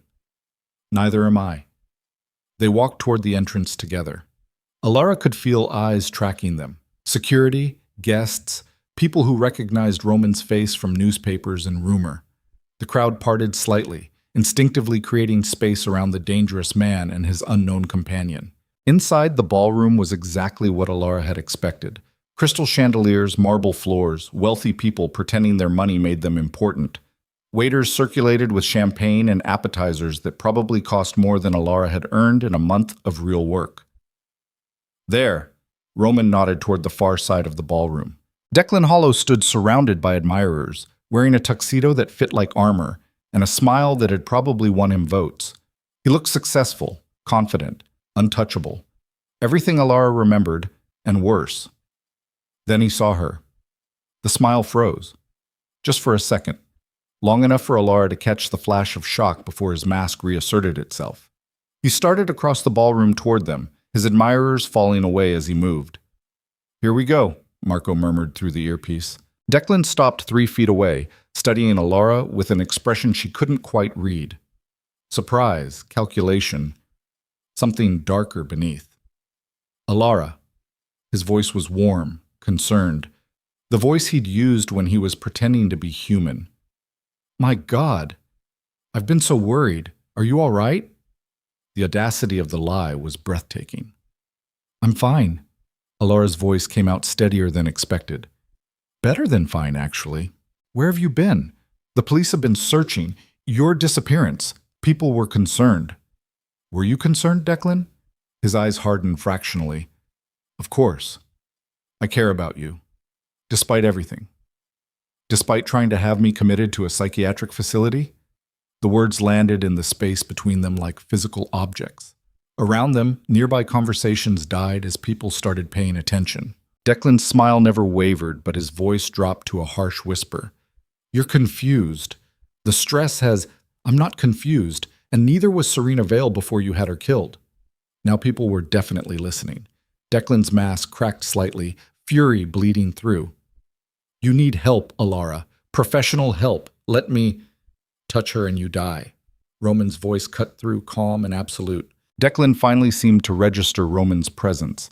His expression shifted, politician's charm disappearing entirely. Virelli, I should have known. You've been hiding her. Protecting her. Different verb, same result. She's mentally unstable, dangerous to herself.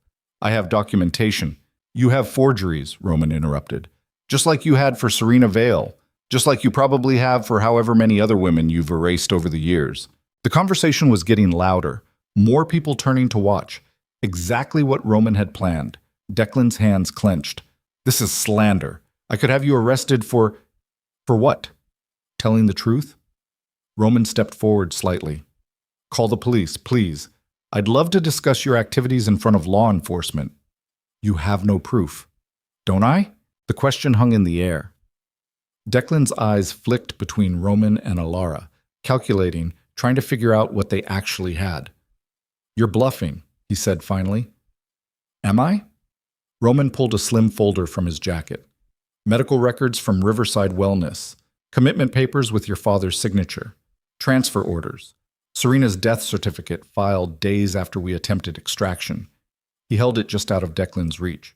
All very official. All very damning. Declan lunged for the folder. Security moved instantly.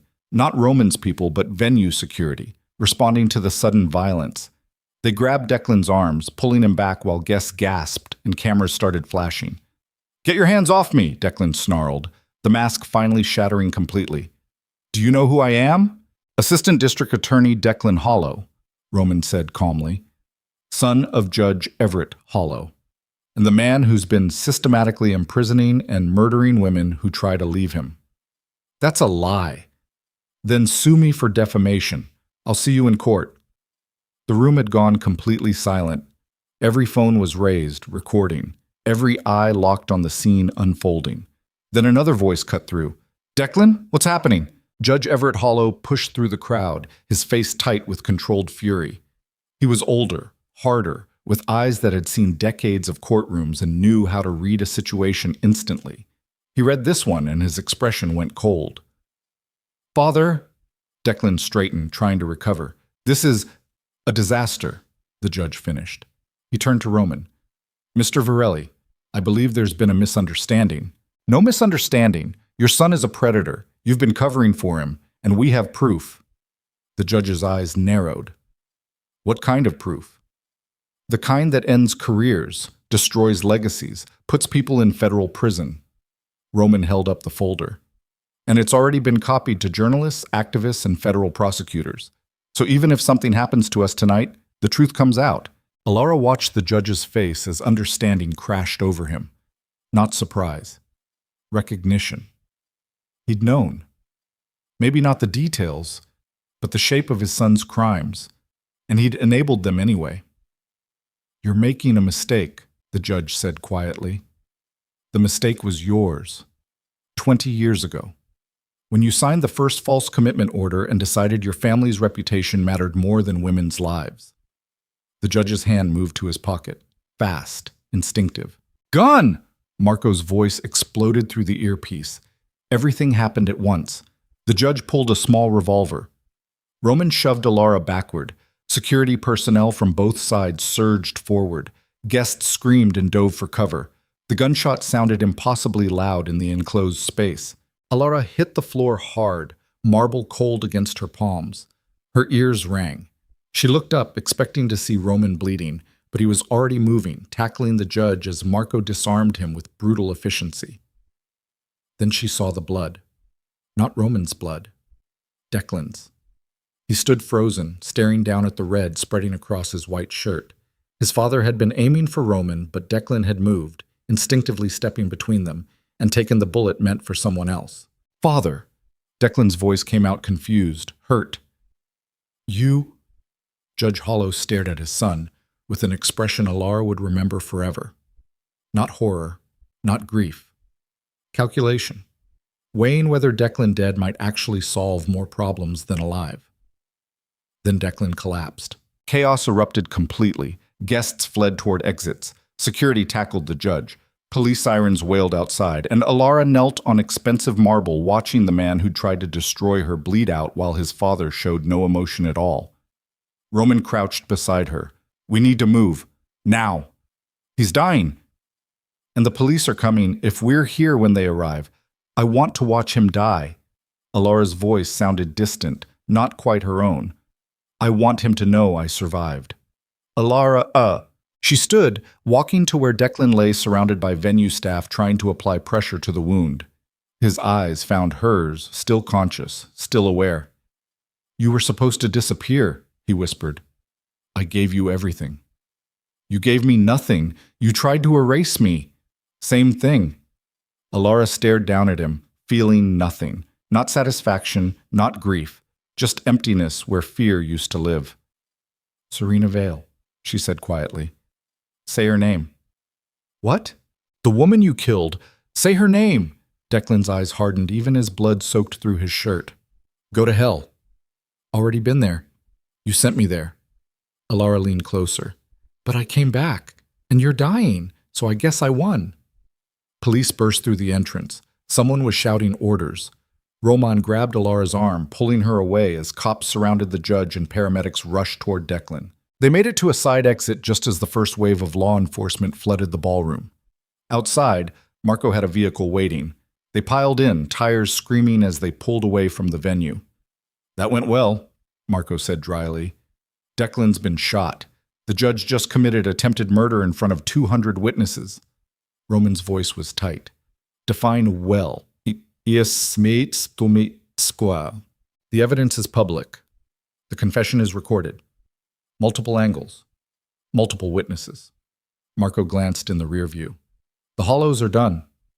Alara stared out the window, watching Savannah blur past. "Is he dead?" "Don't know yet." "Will he survive?" "Maybe. Gut shot. 50-50 odds." She processed that. Didn't know which outcome she preferred. They drove in silence until they reached a safe house Alara hadn't known existed. Industrial district, anonymous building, the kind of place that looked abandoned from outside but hummed with generators inside. Marco disappeared to monitor news coverage. Roman led Alara to a second-floor room with windows overlooking the empty street. "You did it," he said finally. "You faced him. You survived." His father shot him. "Yeah, that wasn't in the plan." "Why would he—" Alara stopped, understanding. He was going to let Declan die, rather than see their name destroyed. Some people value reputation more than family. Roman leaned against the doorframe. The judge spent decades building legitimacy. He'd sacrifice his own son before losing it. That's monstrous. That's power, real power, the kind that eats everything around it. Alara sat heavily on the edge of the bed. Adrenaline was fading, leaving behind exhaustion and something else. Loss, maybe. The strange grief of surviving something she'd expected to die from. "What happens now?" she asked. "Now federal prosecutors take over. The evidence is public. Too many witnesses to bury. The Hollows will try to fight it, but no." Alara looked up. "I mean, what happens to me?" Roman was quiet for a moment. "Whatever you want." "I don't know what I want anymore. Everything I thought I wanted was just about surviving. Now that I have—" Her voice cracked. "I don't know who I am without him hunting me." "Then figure it out. You have time now." "Do I? Or is there another monster waiting to—" "Stop." Roman moved closer, crouching to meet her eyes. "Listen to me. What Declan did to you doesn't define you. How you survived it doesn't define you. You get to choose what comes next." "What if I choose wrong? Then you choose again. That's the whole point." His voice softened. "You're not trapped anymore, Alara. That's what tonight meant. Not revenge. Freedom." She wanted to believe him, wanted to feel the liberation he described. Instead, she just felt empty. Like the part of her that had been fighting for so long didn't know how to stop. "I need to sleep," she said finally. Roman nodded and left her alone. Alara lay down fully dressed, staring at the ceiling. Outside, the city moved through its normal rhythms. Inside, her mind circled the same questions without answers. She'd survived, but survival wasn't victory. And somewhere in a hospital, Declan Hollow was either dying or healing, and she couldn't decide which outcome would hurt less. Her earpiece crackled. She'd forgotten to remove it. Marco's voice came through, distant and tired. "Boss, news update. Declan's in surgery. Judge is in custody. Media's calling it the biggest corruption scandal in Georgia history." Roman's response was muffled. Then Marco again. "And boss? We've got a problem. Bigger than the Hollows." "What kind of problem?" A pause that stretched too long. "Serena Vale isn't dead. That death certificate was forged. She's alive. And she just surfaced in Atlanta with a lawyer and about 50 reporters." The words filtered through Alara's exhausted brain slowly. Serena was alive. Alive, and apparently ready to talk, which meant everything was about to change again. Alara closed her eyes and wondered if freedom would ever feel like anything other than waiting for the next disaster. Outside, dawn was breaking over Savannah. And in a hospital across town, Declan Hollow opened his eyes in post-operative haze and whispered a name that would change everything one final time. Not Alara's name, not his father's. Someone else entirely.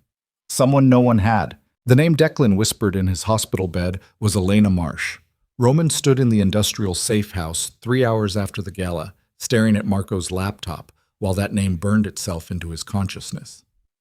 Elena Marsh, chief of staff to Governor Patricia Wyndham, political operative with connections spanning 3 decades, a woman so deeply embedded in Georgia's power structure that her phone calls could end careers before breakfast. "Explain this," Roman said quietly. Marco pulled up surveillance footage from the hospital. Declan regained consciousness 90 minutes ago. First thing he did was ask for his lawyer. Second thing, before his lawyer even arrived, he made a phone call. Hospital staff thought he was calling family. Marco hit play. Declan's voice, weak but urgent, came through speakers. "Elena, it's me. Everything's compromised. The girl talked. Varelli has evidence. My father—" A pause, labored breathing. You need to activate contingency protocols. All of them. A woman's voice responded, crisp and efficient. Is the evidence public? Some of it, not everything, but enough to... Then we contain it. Stay quiet. Let me handle this. Elena, my father shot me. He was going to let me die to protect. Your father made a tactical error. I'll address it. Her tone shifted, becoming something colder. Declan, listen carefully. You don't speak to anyone. Not police, not prosecutors, not your own lawyer. Understood? But, understood. Yes. The call ended. Marco froze the playback. Elena Marsh has been covering for the Hollows for at least 15 years. Maybe longer. She's not just connected to them. She's the architect. Alara appeared in the doorway, still wearing the black dress from the gala. Architect of what? Everything. Roman turned to face her. The psychiatric commitments, the falsified records, the shell companies paying for facilities. He gestured at the screen. Judge Hollow had power, but Elena had infrastructure. She built the system that made women disappear. How many women? We don't know yet, but Serena wasn't the first, and you weren't going to be the last. Alara moved closer to the laptop, studying Elena Marsh's official photo. Mid-50s, expensive haircut, the kind of face that looked trustworthy on television. Why would she help them? Blackmail, probably, or partnership. Marco pulled up financial records. The Hollows have been funneling campaign donations through Elena's network for years. She gets political influence. They get protection. Everyone wins except the women they destroy. Not anymore. Roman's voice hardened. If Elena's the architect, then she's the real target. Declan was just a weapon. His father was just cover. But Elena, she's the one who made this possible. So what do? We take her down. Publicly. Permanently. Roman straightened, mind already moving through tactical options. But first we need Serena. She's the proof that their system failed. A living witness they thought was dead. Marco nodded. She's at the federal building in Atlanta with her lawyer, under protective custody after she went public. FBI's involved now. Can you get us access? Probably, but boss... Marco hesitated. Elena knows we're coming. That phone call wasn't just about damage control. It was a warning. She's mobilizing. Let her mobilize. We're not hiding anymore. Nico appeared from the hallway carrying printouts. Media's exploding. Gala footage is everywhere. Judge Hollow's arrest. Declan getting shot. The corruption allegations. He spread the papers across the table. But Elena's already spinning it. Look at this. The printout showed a press release on Governor Wyndham's letterhead. Elena's statement positioned the Hollows as rogue actors who'd deceived everyone, including state leadership. She expressed shock, promised full investigations, pledged accountability. Classic political distancing. She's cutting them loose, Alara observed. Of course she is. They're liabilities now. Roman scanned the statement. But she's making a mistake. She thinks controlling the narrative is enough. Isn't it? Only if we let her control it. Roman looked at Marco. Give me a meeting with Serena. Today. I don't care what it takes. The FBI won't let you near her. Then convince them. Tell them we have evidence that connects Elena Marsh to a decade of conspiracy. Tell them anything that works. Marco left to make calls. Roman turned to Alara. You should rest. I slept 3 hours. I'm fine. You're not fine. You watched Declan get shot by his own father. And I'd watch it again. Alara's voice was flat. I don't need rest. I need this to be over. It's almost over. You said that before the gala. Look how that ended. Roman couldn't argue with that. The gala was about exposure. This is about justice. Different objective. Justice. Alara tasted the word. You really think we'll get that? People like Elena don't face consequences. They pivot. They survive. Not this time. You sound certain. I am certain. Because this time, we're not playing by their rules. Roman moved to the window, watching dawnlight creep across the industrial district. Elena's power comes from operating in shadows. We're about to drag her into full sunlight and watch her burn. And if she burns us first, then we burn together. The statement should have sounded dramatic, but Roman's tone made it simply factual. Alara studied his profile, this violent, calculating man who'd become her only ally in a war she hadn't chosen but couldn't escape. "Why do you care this much?" she asked quietly. "Really? Not the reasons you tell Marco or your people. The real reason." Roman was silent for a long moment. Then, "Because no one cared when it mattered. When my sister died, I was 19. Broke. Nobody.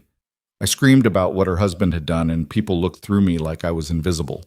The system protected him because he had legitimacy, and I didn't." He turned to face her. "So now I have legitimacy, or at least power that looks like it, and I'm using it the way it should have been used 20 years ago. That's revenge. That's accountability. There's a difference." Before Alara could respond, Marco returned.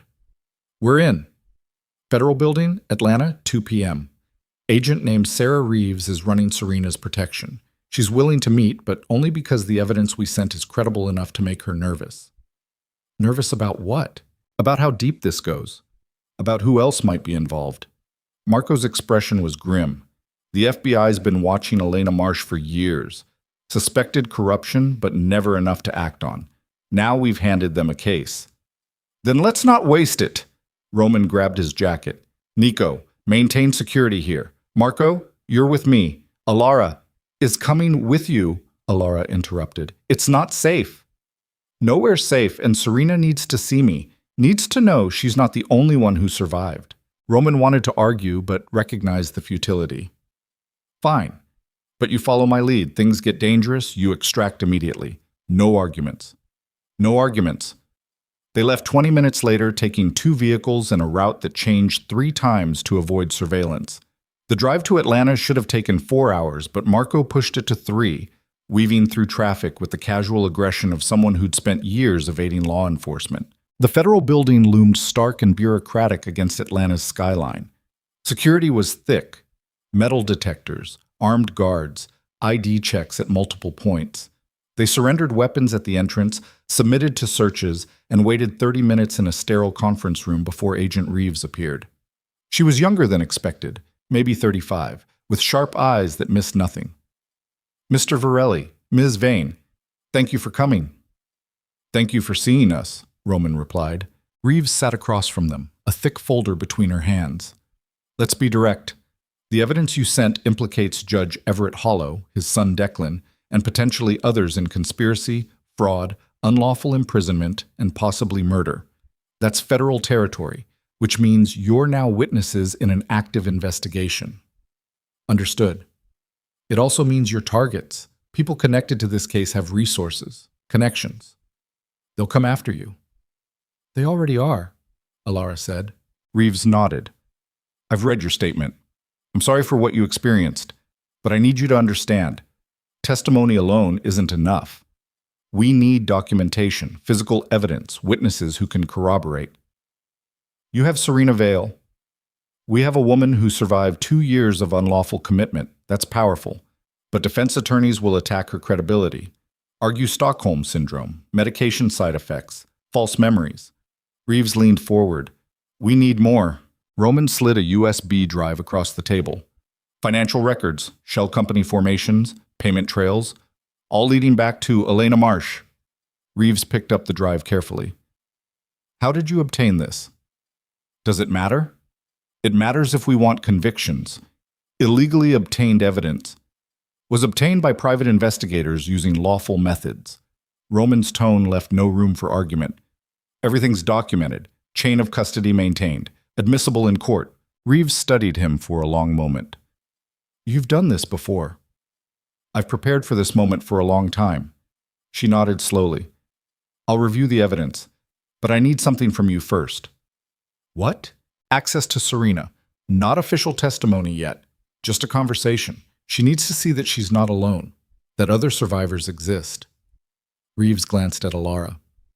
"She's been isolated for 2 years. Convinced no one believed her. Convinced she was disposable. Hearing from someone who escaped the same fate might help her trust us." Alara's throat tightened. "I'll talk to her." "Good." Reeves stood. "Follow me." They moved through secure corridors to a protected wing where witnesses stayed during high-profile cases. Outside a guarded door, Reeves stopped. "She's fragile. Be gentle. And understand, she might not believe you at first. 2 years of pharmaceutical manipulation destroys trust. Alara nodded. The room beyond was small but comfortable. A woman sat by the window, staring at nothing. She looked younger than her photos suggested, maybe 30, with dark hair that had been recently cut and clothes that hung loose on a frame that had lost too much weight. She didn't turn when they entered. "Serena," Reeves said gently, "you have visitors." "I don't want visitors." "I know, but these people understand what happened to you. They survived similar experiences." Finally, Serena turned. Her eyes were hollow, haunted, but something flickered when she saw Alara. "You're the one from the news," Serena said quietly. "The woman at the gala." "Yes." Alara moved closer slowly, like approaching something wild. "My name is Alara Vane. I was with Declan Hollow for 2 years. He tried to do to me what he did to you." Serena's hands clenched. "But you got away." "Barely. I ran during a storm. Almost died. Someone helped me." Alara glanced at Roman. "People who believed me when I said what was happening." "No one believed me." Serena's voice cracked. "I told doctors, nurses, anyone who'd listen. They just increased my medication. Because the system was designed to silence you. Declan made sure of it. His father signed the paperwork. Someone named Elena Marsh built the infrastructure." At Elena's name, Serena's expression shifted. Recognition and something deeper. Fear. "You know that name," Roman observed. "She visited me, once, maybe 6 months ago." Serena's hands trembled. "She said if I ever told anyone about Declan, she'd make sure I never left, that I'd spend the rest of my life medicated and forgotten." "Did she say why?" "She said I was protecting important people, that my silence mattered more than my freedom." Serena looked directly at Alara. She meant it. I could see it in her eyes. She'd bury me forever and sleep fine.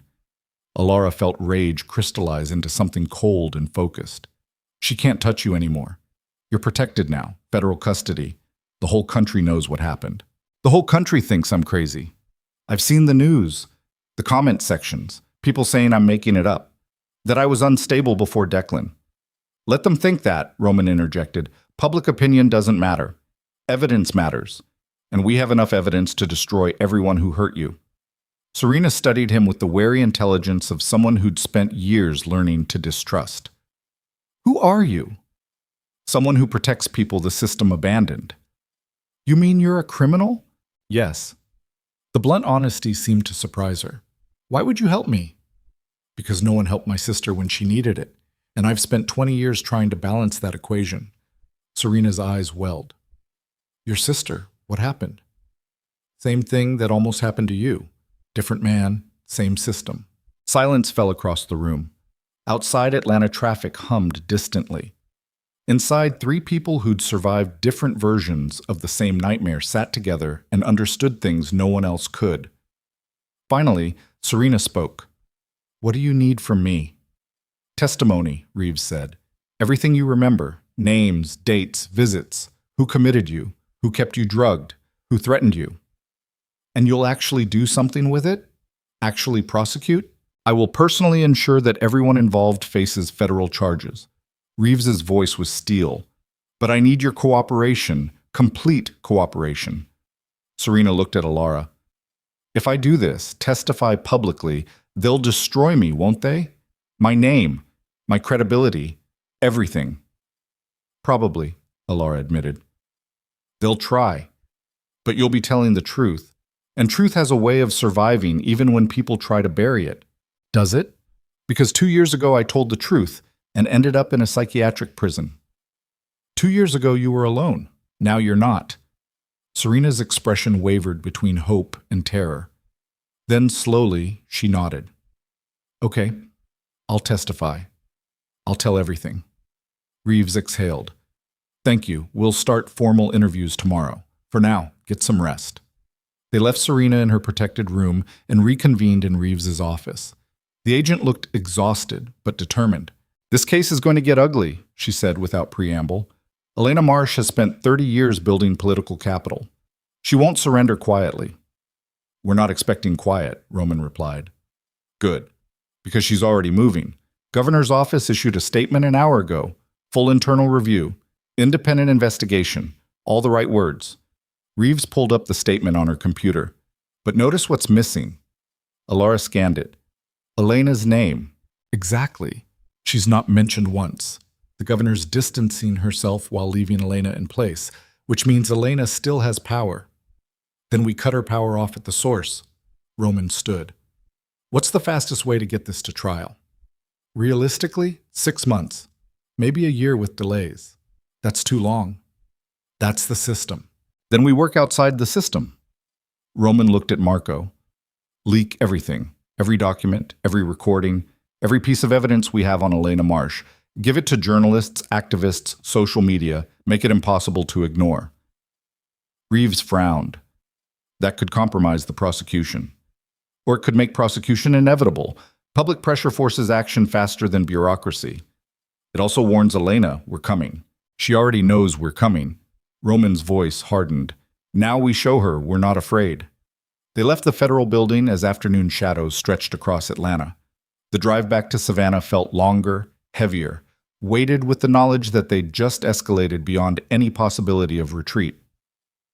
Marco drove while monitoring news feeds on his phone. It's already starting. Someone leaked Judge Hollow's medical records, his personal finances, connections to Elena Marsh. That's not us, Roman said. No, it's coming from inside state government. Someone else wants Elena gone. Rival factions. She's losing protection. Alara stared out the window. Does that make this easier or harder? Both. Roman leaned back. Easier because the pressure's not just from us. Harder because now we're in a feeding frenzy. Everyone wants a piece. Will there be anything left? Of Elena? No, that's the point. They reached Savannah after dark. The safe house appeared undisturbed, but Nico reported increased surveillance around the perimeter. Someone's watching us. Professional setup. I count at least 3 observation posts. Elena's people? Marco asked. Probably, or law enforcement. Hard to tell the difference at this level. Roman processed that. Double the guard rotation. No one moves alone. And prepare emergency evacuation protocols. Boss, if we evacuate now, I'm not evacuating. I'm preparing. There's a difference. Alara retreated to her room, exhaustion finally catching up. She collapsed onto the bed, still fully dressed, mind racing through everything that had happened. Serena's haunted eyes, Elena's name echoing like a curse, the growing certainty that this war wouldn't end cleanly. Sometime near midnight, she woke to voices downstairs. Argument, sharp, contained, dangerous. She descended quietly. Roman and Marco stood in the main room, both tense. Absolutely not, Marco was saying. It's suicide. It's necessary. Necessary for what? You've already exposed her, given the FBI everything. What more do you need? I need her confession. On record. Undeniable. She'll never confess. She will if the alternative is worse. Marco's hands clenched. You're talking about kidnapping a state official. That's federal. That's life in prison, even if everything else sticks. So we don't get caught. Roman, she built the infrastructure that disappeared women for years. She threatened Serena. She enabled the Hollows. Roman's voice dropped to something cold. She doesn't get to lawyer up and plea bargain her way to minimal consequences. She needs to face what she did. This isn't justice. It's revenge.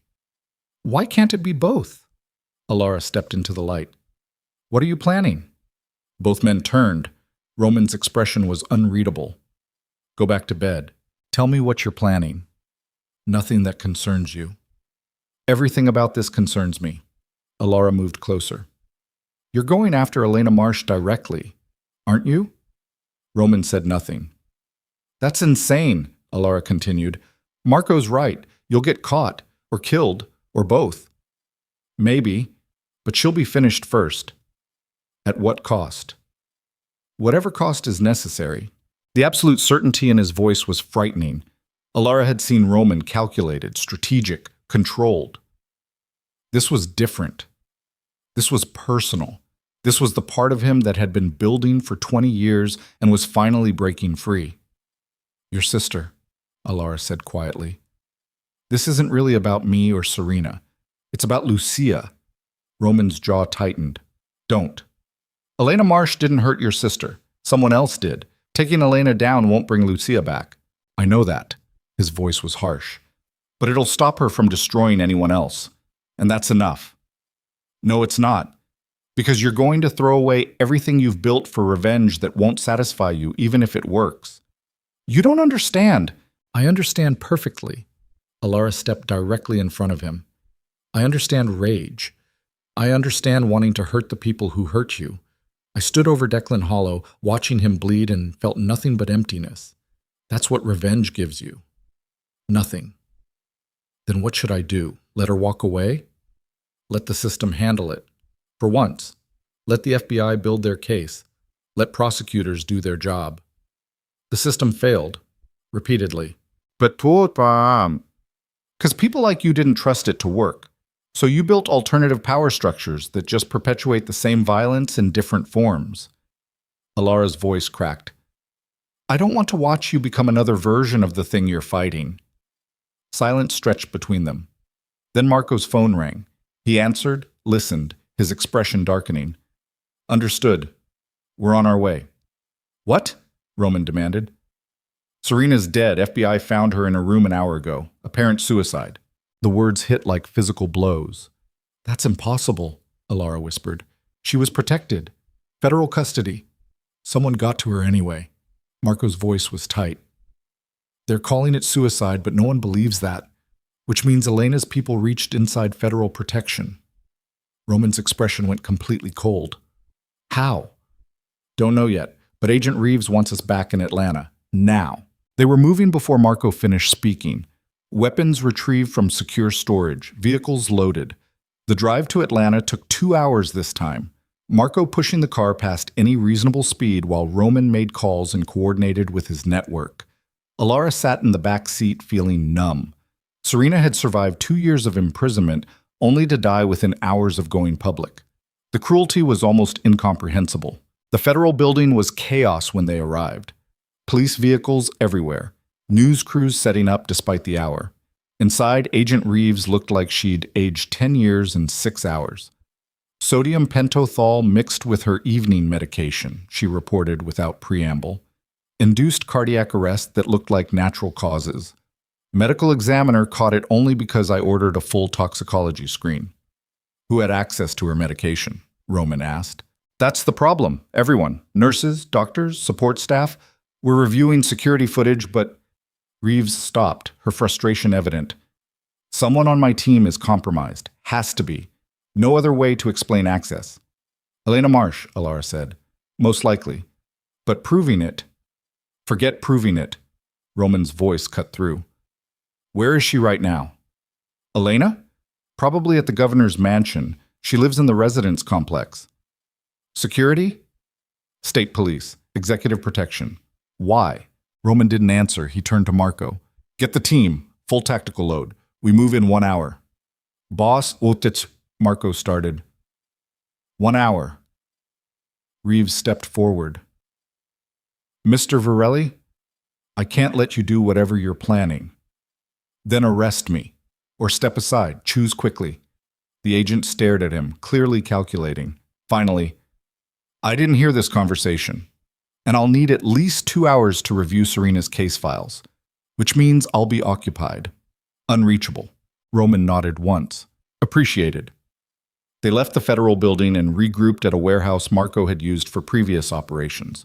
Weapons were distributed, body armor, communication equipment, 15 men total, all with experience in situations that never made official reports.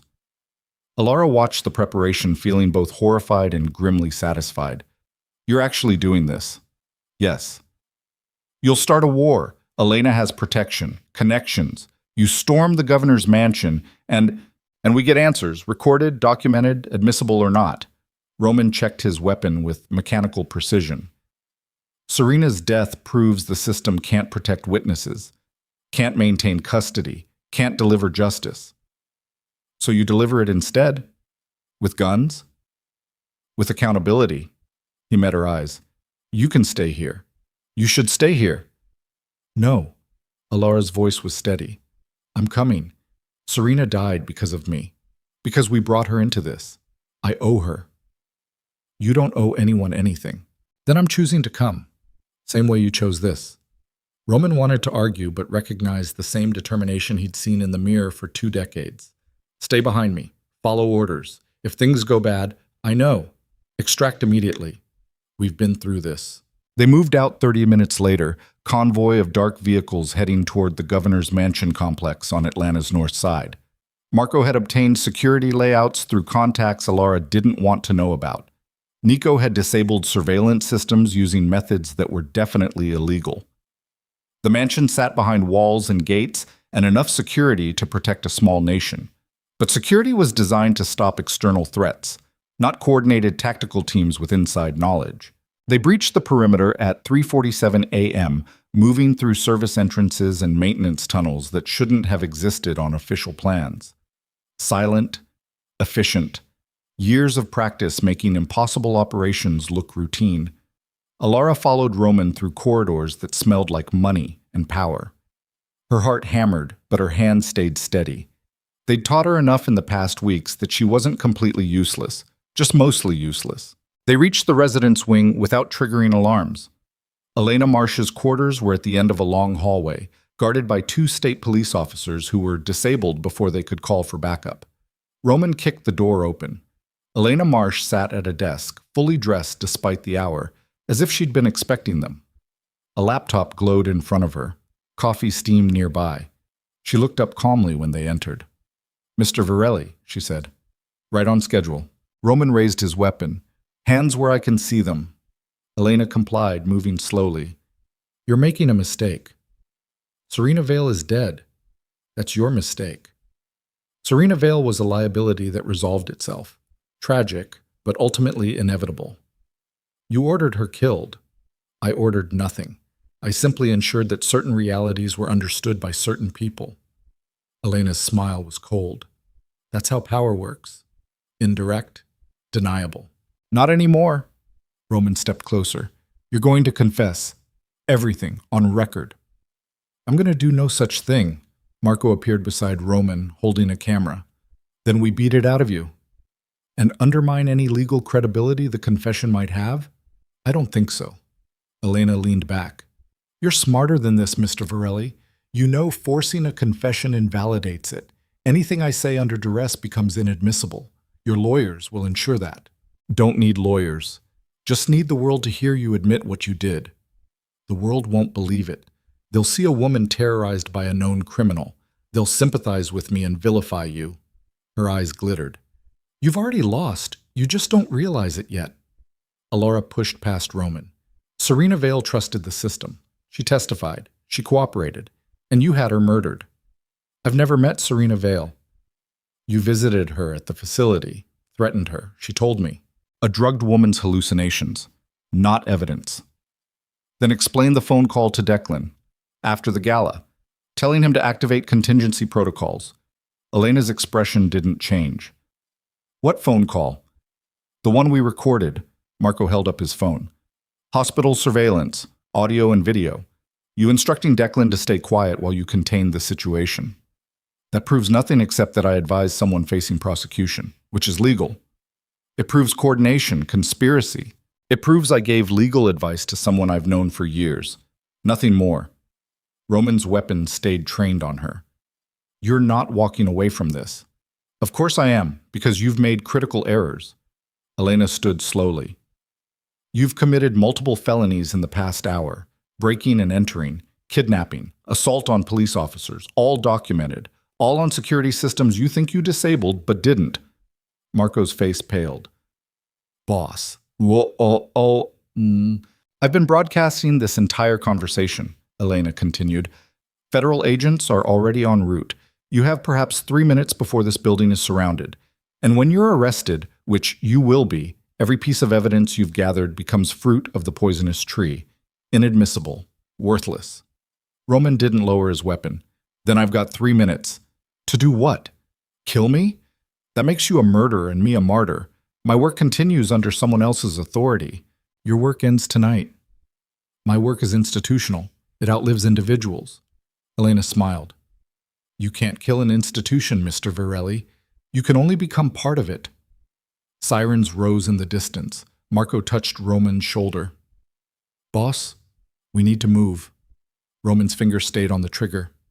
Not yet. Roman, Alara started. She needs to understand. His voice was soft, deadly. She needs to know she didn't win.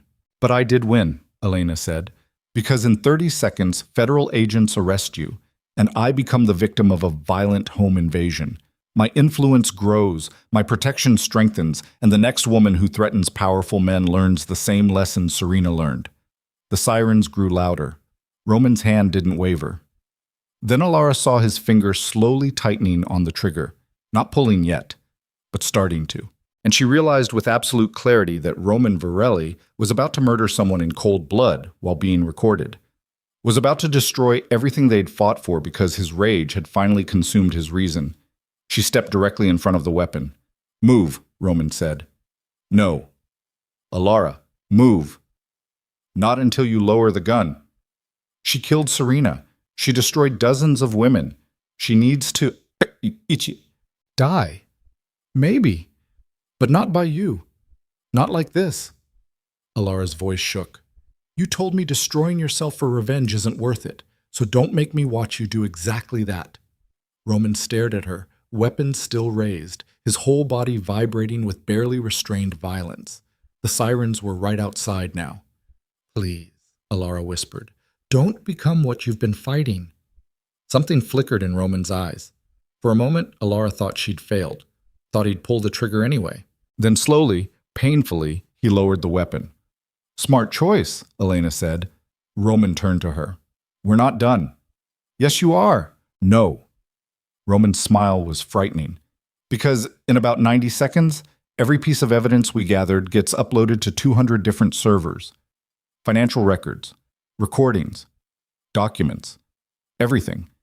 And one of those uploads includes tonight's video, you admitting that Serena was a liability, you confirming coordination with Declan, you threatening that more women will learn the same lesson. Elena's smile vanished. You're right that forced confessions are inadmissible, Roman continued, but public statements made voluntarily while believing you were safe? Those count. And you just gave me everything I needed. The sound of boots thundered through the hallway. Move, Marco shouted. They ran. Through service corridors and hidden passages. Behind them, federal agents flooded the residence. Radio chatter exploded through communication devices. Someone was yelling orders. They reached the tunnel system and were halfway to the extraction point when gunfire erupted behind them. Contact, Nico's voice through earpieces. Multiple hostiles, they're not FBI. More gunfire, screaming. Then Nico's voice cut off. Nico, Marco called. Nico, respond. Silence. Roman grabbed Alara's arm, pulling her forward. Keep moving. They emerged into a parking structure where vehicles waited. Half of Roman's team was already dead or captured. The survivors piled into cars and tires screamed as they fled into Atlanta's pre-dawn streets. Pursuit came immediately, federal vehicles, state police, and something else. Black SUVs with no markings, Elena's people, still hunting. The chase tore through Atlanta like controlled chaos. Marco drove with desperate precision while Roman coordinated defensive maneuvers through his earpiece. Buildings blurred past, traffic lights became suggestions. Behind them, one of their vehicles was rammed off the road. Crash. Flames. We're losing people, Marco shouted. I know, just drive. They took an exit too fast, nearly rolling, recovered and kept going. The pursuit thinned slightly, maybe fell back, or maybe just regrouped. Finally, after 20 minutes of pure adrenaline, they reached another safe house, this one in a residential area, anonymous and forgotten. They abandoned the vehicle and sprinted inside. Silence fell except for ragged breathing. Roman leaned against the wall, eyes closed. Count. 6, Marco said. Out of 15. The rest are dead or captured. Nico? Didn't make it out. Roman's expression went blank. Confirm. Can't, but he's not answering. Neither are 4 others.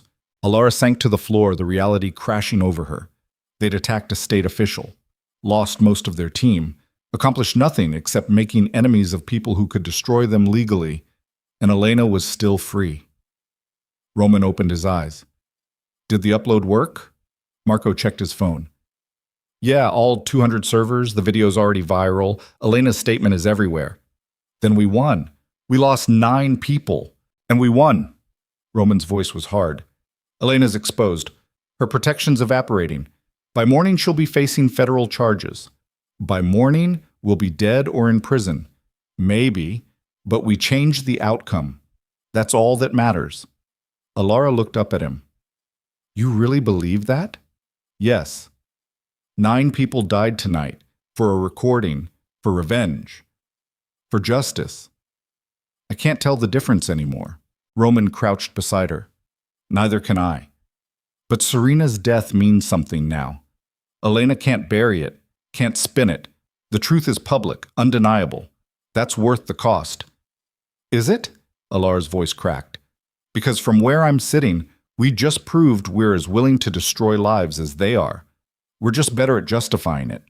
Roman had no answer for that. Outside, dawn was breaking over Atlanta. And somewhere in the governor's mansion, Elena Marsh watched footage of her own confession spread across the internet and began calculating her next move. Because Roman was right. They weren't done. The sun rose over Atlanta like an accusation, throwing harsh light across a city that was just beginning to understand what had happened in the dark hours before dawn. Elena Marsh's confession played on every news channel, looped endlessly across social media, dissected by legal analysts who couldn't quite believe what they were seeing. A woman of her position, her connections, admitting, however indirectly, to crimes that spanned decades. But in the anonymous safe house where survivors huddled around laptops and phones, watching their victory unfold in real time, the triumph felt hollow. Roman stood at the window, his reflection ghost-like against morning light. Behind him, Marco worked 3 phones simultaneously, coordinating with lawyers, monitoring law enforcement channels, trying to determine which direction the next threat would come from. Alara sat on the floor with her back against the wall, knees drawn up, staring at nothing. She hadn't moved in an hour, hadn't spoken since they'd counted the dead. 9 people, 9 lives traded for a recording that might not even hold up in court despite going viral. Federal warrant issued for Elena Marsh, Marco announced without looking up. Conspiracy, obstruction of justice, accessory to murder. They're moving fast. Good, Roman said flatly. There's also warrants for us. Breaking and entering, assault, kidnapping, the works. Expected. Boss, we can't stay here. They'll track us eventually. I know. But Roman didn't move, just kept staring out the window like he could see something the rest of them couldn't. Alara finally spoke, her voice raw. Was it worth it? Roman turned to face her. Yes. 9 people are dead. And Elena Marsh's empire is collapsing. Declan Hollow's in custody. His father's headed to prison. The system that protected them for decades is tearing itself apart. Roman's voice held no doubt. So yes, it was worth it. You really believe that? I have to believe that. Otherwise, what was any of this for? Alara stood slowly, her legs unsteady. I need air. You can't go outside. Then I need space. Something, because I can't sit in this room and pretend we're heroes when we just got people killed. We didn't get them killed. They chose this, knew the risks. Did they? Did they know we'd storm a state official's residence based on rage and revenge barely disguised as justice? Alara's voice rose. Did they know their boss was willing to sacrifice them for a vendetta? Marco glanced up, clearly uncomfortable. Roman's expression hardened. This wasn't a vendetta. Then what was it? Because from where I'm standing, it looks like you used Elena Marsh as a proxy for every person who ever failed someone you loved. And 9 people died so you could feel like you'd finally evened the score. The words hung between them like smoke from a gunshot. Roman moved closer, his voice dropping to something cold. You want to blame me? Fine. Blame me. But don't pretend you weren't right there making the same choices. You came to my gates bleeding and desperate. You pushed for this. You demanded action when the legal system moved too slowly. So if this is revenge, we're equally guilty. Maybe we are. Alara met his eyes without flinching. Maybe we're both so damaged by what was done to us that we can't tell the difference between justice and destruction anymore. Silence fell. Then Marco's phone rang. He answered, listened, his expression shifting from tension to something approaching disbelief. You're sure? Confirmed? He ended the call and looked at Roman. Declan Hollow's talking. Full confession. Names, dates, details. He's giving up everyone to cut a deal. Roman straightened. Everyone? Everyone. His father, Elena. Other politicians, judges, prosecutors. He's burning down the entire network to save himself from a murder charge. The shooting, Alara said. His father trying to kill him. That broke him. Apparently, he's been talking for 6 hours straight. Federal prosecutors are scrambling to document everything. Marco pulled up his phone, reading. And there's more. Judge Hollow's been formally charged. Attorney General's office is investigating 47 cases he presided over, looking for other victims, other women who disappeared into the system. Roman absorbed this. So it's working. The exposure is cascading. Yeah, but it also means we're running out of leverage. Once Declan gives them everything, our testimony becomes redundant, which means our value as witnesses decreases. And our liability as criminals increases, Alara finished. Marco nodded grimly. We've got maybe 24 hours before federal agents decide we're more trouble than we're worth. Then we use those 24 hours. Roman moved to the table where laptops were spread. What's Elena's status? Arrested 3 hours ago. Currently in federal custody. No bail. Her lawyers claiming coercion, that our recording was obtained illegally, that she was terrorized into making statements. Will it work? Probably not. Between Declan's confession and public outcry, she's done. But she'll fight it. Could take years to actually convict. Years we might not have. Roman pulled up files they'd compiled over weeks of investigation. What about the other women? The ones we suspected were victims but couldn't confirm. Marco hesitated. Boss, we need to focus on our own survival, not expanding the investigation. Answer the question. 7 names, women who disappeared from Declan's life over a 15-year period. 3 confirmed dead. 1 in psychiatric care under questionable circumstances. 3 completely vanished. No bodies, no trails. Roman studied the names. Young women, beautiful, vulnerable, all fitting the same pattern. Find them, or find what happened to them. I want documentation before we disappear. We don't have time. Make time. These women deserve to be more than footnotes. Marco wanted to argue, but recognized the futility. I'll see what I can do. The next hours passed in tense activity. Phone calls to lawyers negotiating potential immunity deals, encrypted messages to journalists ensuring certain evidence couldn't be buried, communications with federal agents willing to trade leniency for cooperation. Alara watched it all from a distance, feeling disconnected. They'd won. The Hollows were destroyed. Elena was facing justice, but victory tasted like ash and blood. Around noon, Marco's contact at the FBI called back. Agent Reeves wanted a meeting, neutral location, just Roman and Alara. No weapons, no backup, no games. It's a trap, Marco said immediately. Probably. Roman checked his watch. Set it up anyway. Boss, we're out of options, Marco. We either negotiate now or spend the rest of our lives running. I'm too old and too tired for running. The meeting was set for 3 p.m. at a public park. Open space, witnesses, minimal cover for ambush. Roman and Alara arrived 15 minutes early, watching for threats that could come from any direction. Agent Reeves appeared exactly on time, alone, looking exhausted. She sat on the bench beside them without preamble. I'm supposed to arrest you, she said. But you won't, Roman replied. Not yet. Because despite your methods being completely illegal, you've handed us the biggest corruption case in Georgia history. 40 federal charges filed so far. More coming. Declan's cooperation has opened doors we didn't know existed. You're welcome. Don't be smug. You killed police officers, assaulted federal facilities. You're looking at life in prison. Unless you disappear quietly and let the legal system finish what you started. Reeves turned to face them. I can't officially sanction what you did, but I can unofficially ensure that certain arrest warrants remain low priority, that certain evidence takes time to process, that certain witnesses become difficult to locate. You're offering us a head start. I'm offering you a chance to walk away before this destroys you completely. Her voice softened.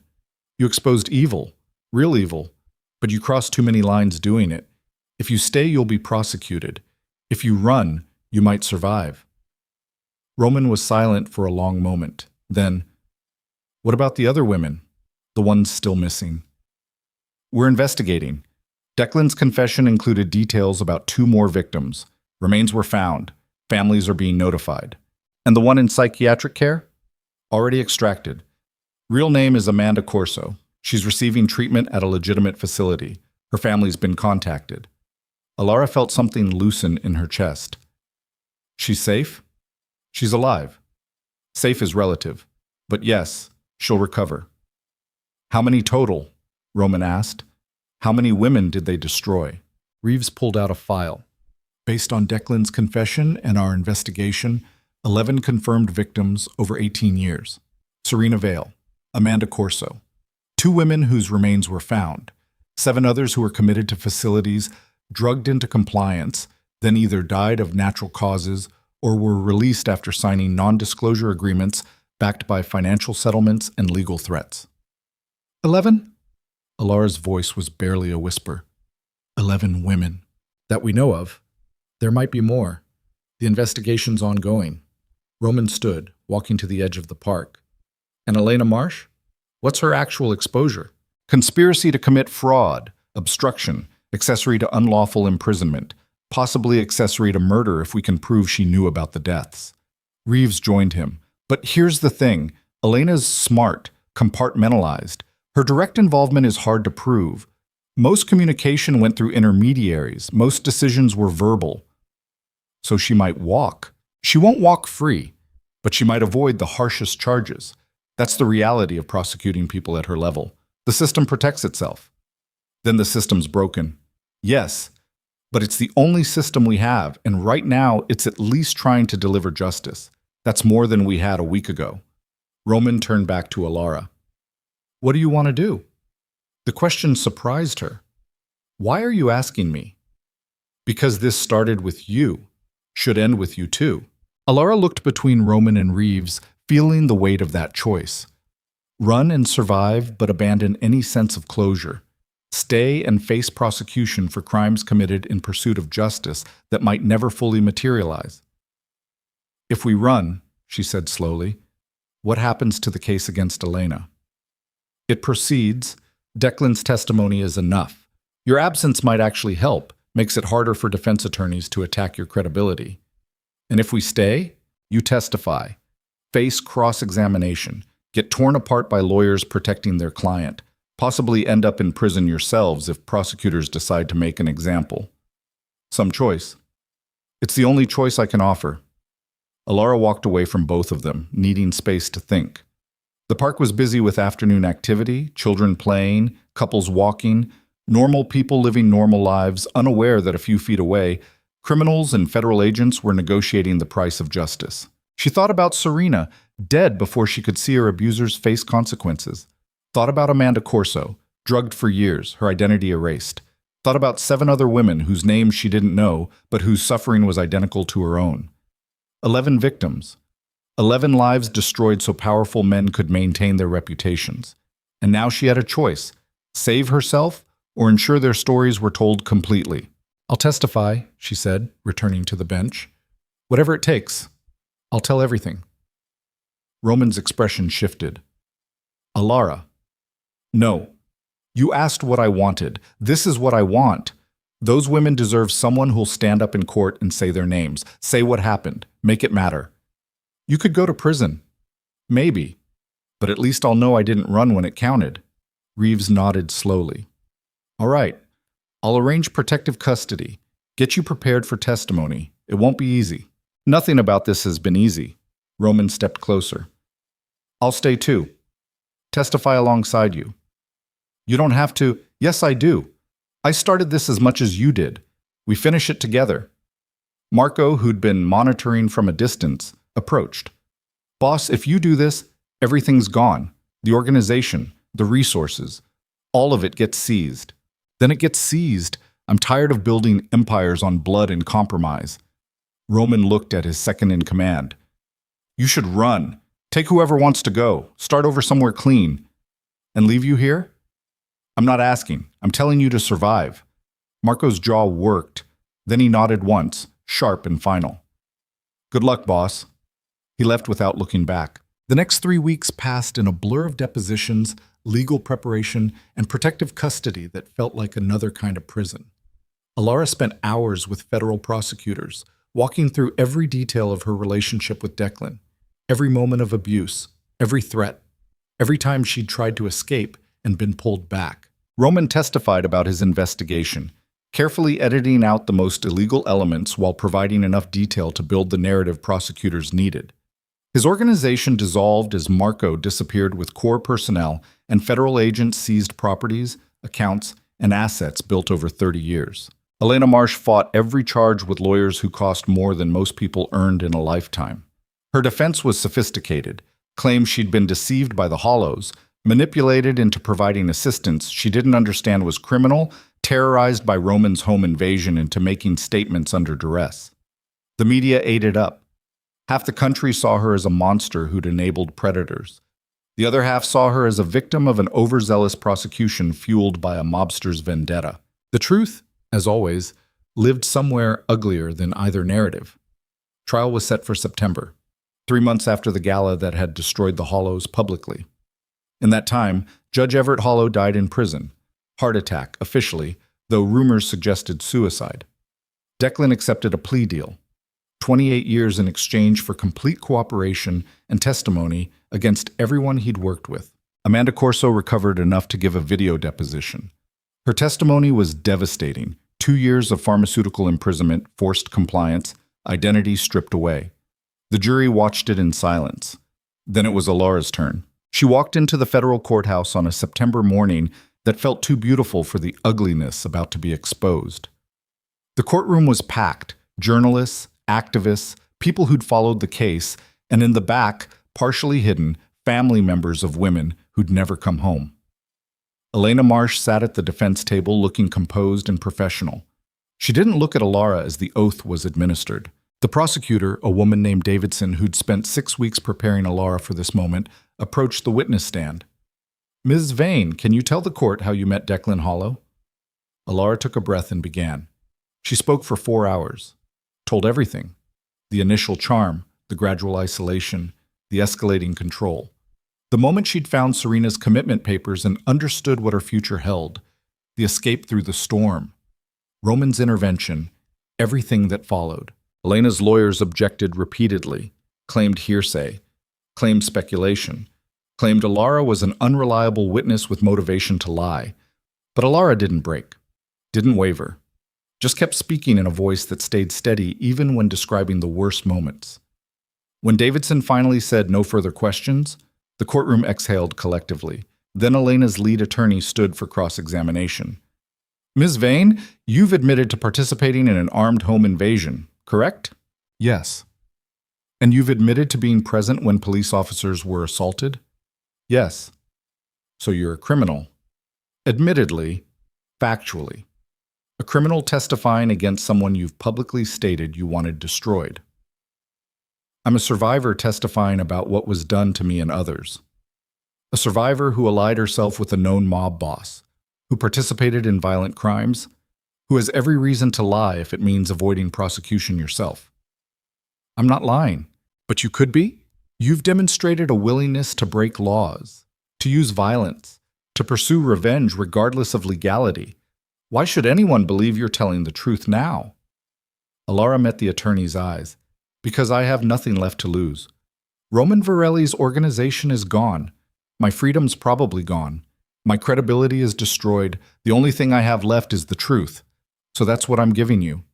The truth as you perceive it, filtered through trauma and bias, and the truth is documented in medical records, financial transactions, and testimony from multiple witnesses, including Declan Hollow himself."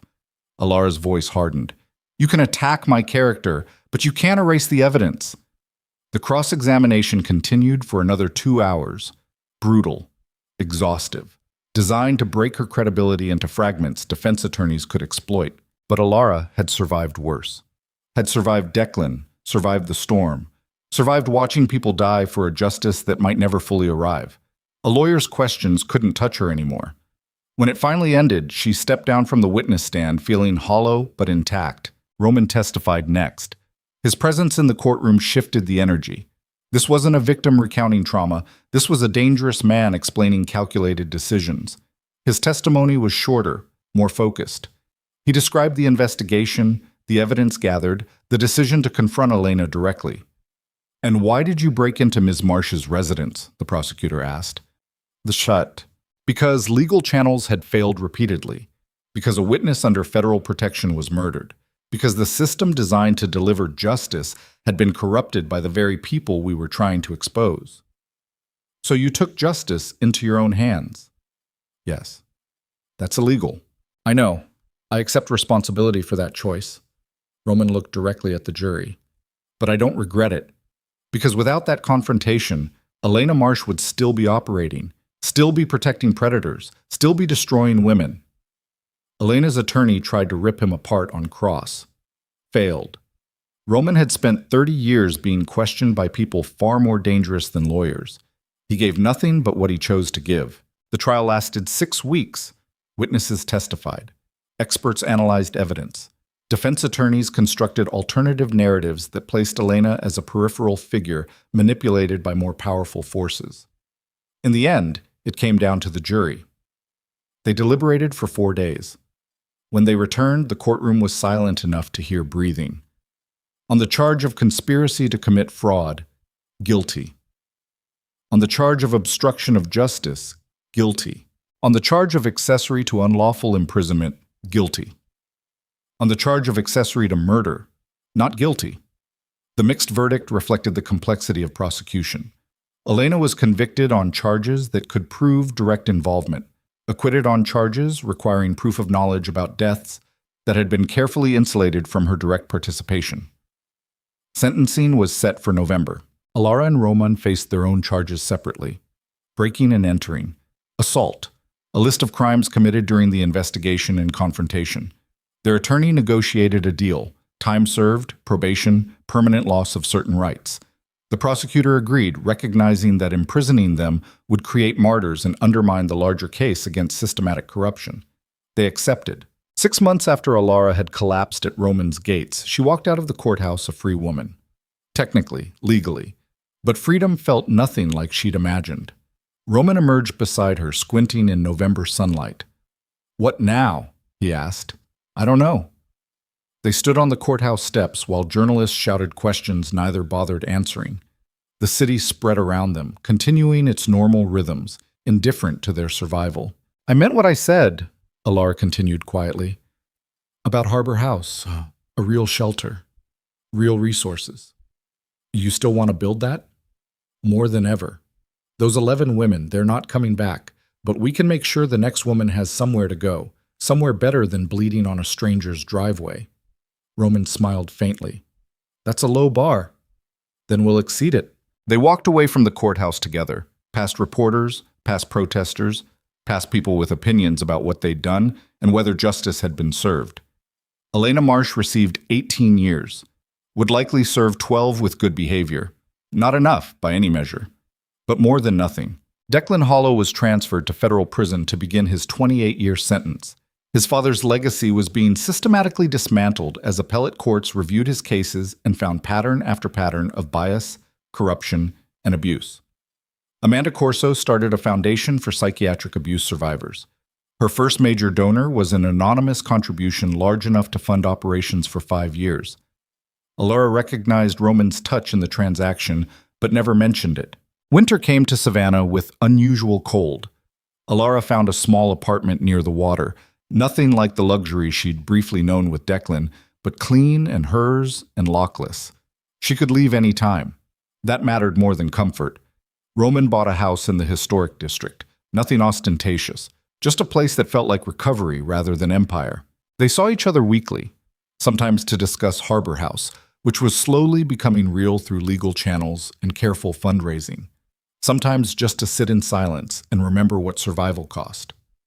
One evening in January, nearly 8 months after everything began, they walked along the riverfront as ships moved through channels and tourists photographed sunsets. "Do you still think it was worth it?" Alara asked. The question she'd asked before. The question that had driven a wedge between them during the worst of it. Roman considered. "I think we did what we believed was necessary. Whether that was right or wrong depends on perspective." "That's not an answer. It's the only answer I have." We stopped predators. We exposed corruption. We gave voices to women who'd been silenced. He paused. But we also got people killed, broke laws, became the kind of violent force we claimed to oppose. So we're just as bad as them. No, we're different. But we're not innocent. Roman looked at her. Maybe that's the real lesson. Justice isn't clean. It's not noble. It's just necessary. And sometimes necessary means getting blood on your hands. Alara wanted to disagree, wanted to believe there was a pure version of justice that didn't require compromise or violence or moral ambiguity. But she couldn't. Not anymore. Serena deserved better, she said finally. Yes. She deserved a system that protected her, believed her, saved her before it was too late. Yes. We failed her. We did. Roman's voice was heavy. But we made sure her death meant something. Made sure the people who killed her faced consequences. That's not enough. It'll never be enough. But it's what we have. They walked in silence until the sun dropped below the horizon and streetlights flickered to life across the city. I saw Marco last week, Roman said abruptly. He's in Costa Rica, building something legitimate, security consulting for nonprofits. You still in contact? Occasionally. He says the people who left with him are doing well, starting over without the weight of what we built. Do you regret it? Losing everything? Roman thought about that. I regret the cost, the lives lost, the damage done, he paused. But I don't regret the outcome. The Hollows destroyed 11 women over 18 years. If we'd done nothing, that number would be higher. So, on balance, he stopped. I don't know. Ask me in 10 years. Will we know each other in 10 years? I hope so, but I don't know that either. Spring arrived and with it the first residents of Harbor House. The historic mansion Alara had envisioned slowly became real through permits and renovations and countless bureaucratic battles. They opened in April with space for 15 women and a waiting list twice that long. Serena's photograph hung in the main hallway, not as a memorial, though it was that too, but as a reminder. A promise. This woman died because no one protected her. Everyone who walks through these doors gets the protection she deserved. Amanda Corso attended the opening. She looked healthier, stronger, though something in her eyes would probably never fully heal. She and Alara spoke briefly, awkwardly, two survivors who'd never met but shared identical scars. Thank you, Amanda said simply, for not forgetting us. I couldn't forget if I tried. Does it get easier? The memories? No, but you learn to carry them better. Amanda nodded like that was the answer she'd expected. Roman stayed in the background during the opening, uncomfortable with celebration or recognition, but Alara caught him watching the women arrive, watching them realize the doors stayed unlocked, watching them understand they were safe. The expression on his face looked like grief and relief tangled into something that might eventually become peace. That night, after the press left and residents settled into rooms that were theirs without conditions, Alara and Roman sat on the front porch watching Savannah's evening lights emerge. Your sister would be proud, Alara said. Roman didn't respond immediately. Then, maybe, or maybe she'd tell me I went about it wrong, that revenge disguised as justice is still revenge. Is that what you think this was? I think it was complicated. I think we did terrible things for defensible reasons. I think the line between hero and villain is thinner than anyone wants to admit. He looked at her. What do you think? Alara considered. I think we survived. And surviving was enough to let us help others survive. Maybe that's all justice ever is, passing forward the protection you wish you'd received. That's a generous interpretation. So was 9 people dying to expose Elena Marsh. We contain multitudes. Roman smiled faintly at that. Then his expression grew serious. I need to tell you something. Okay? I'm leaving Savannah, probably for good. The words landed heavier than expected. Why? Because I've spent 30 years in this city building power structures that ultimately enabled exactly the kind of corruption we fought against. I can't stay here and pretend that's not true. He gestured toward Harbor House. This is your work now. Your legacy. I'd just contaminate it. That's not true. It is. And you know it. His voice was gentle. You don't need me anymore, Alara. You needed protection when you were hunted. needed resources when you were powerless. But you're neither of those things now. You're whole, or at least becoming whole. Where will you go? Don't know yet.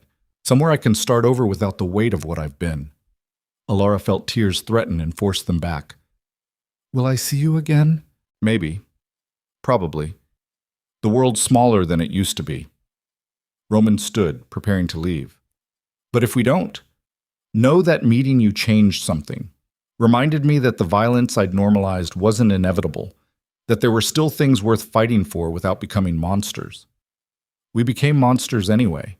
We became survivors who did monstrous things. Different category. He squeezed her shoulder briefly. Take care of this place. Take care of yourself. And if another woman shows up bleeding at your door, I'll do better than you did. That's all anyone can ask. Roman walked to his car, paused with his hand on the door, then drove away into Savannah's night. Alara watched until the taillights disappeared, feeling loss and liberation in equal measure. Inside Harbor House, a woman was crying quietly in her room. Another was laughing with staff about something trivial and meaningless and important precisely because it was normal. A third sat in the courtyard garden Roman had helped plant, just breathing, just existing without fear for the first time in years. Alara walked through the house, checking doors, making sure everyone knew where she'd be if needed. The building settled around her with the particular quiet of a space designed for healing. In Serena's photograph, the dead woman smiled at something beyond the camera. Alara stopped in front of it, touching the frame lightly. We didn't save you, she whispered, but we made sure you weren't forgotten.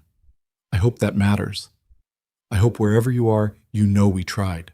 The photograph didn't answer, but somewhere in the building, a woman who'd been missing for 3 years and was only now being found laughed at a terrible joke, and the sound carried through the halls like light through darkness. Alara returned to the porch, settling into the chair Roman had vacated. The city spread before her, beautiful and corrupt and survivable. Ships moved through channels carrying cargo and secrets, and people running towards something or away from something else entirely. She thought about Declan, rotting in federal prison, his golden future reduced to concrete and bars. Thought about his father, dead before facing full accountability. Thought about Elena Marsh, beginning a sentence that would probably end with her still claiming innocence. Justice had been partial, incomplete, imperfect, but it had been something, and sometimes, Alara had learned, something was enough. The phone in her pocket buzzed, a message from an unknown number. The house looks good. You did it. She smiled and didn't respond. Some things didn't need answering. 10 years later, Harbor House had expanded to 3 locations across Georgia. The original mansion in Savannah remained the flagship, a place where approximately 400 women had found temporary safety that became permanent transformation. Alara ran the organization with the same brutal efficiency Roman had taught her, combined with the humanity Declan had tried to destroy. She was 36 now, still single, still scarred, but whole in a way that had nothing to do with romance or validation from others. She'd learned to exist alone without being lonely, to lead without controlling, to protect without possessing. Roman sent postcards occasionally, never with return addresses, just images from places he'd been. Prague, Buenos Aires. Somewhere in Japan she couldn't pronounce. The messages were brief. Still breathing. Hope you are too. She kept them in a box in her office. Declan Hollow died in prison after serving 11 years. Stabbed by another inmate during a dispute over something trivial. The news reported it as tragedy. Alara felt nothing but distant relief that he'd never get the chance at parole. Elena Marsh was released after serving 9 years. She moved to Arizona, changed her name, and disappeared into whatever life people like her built after consequence finally arrived.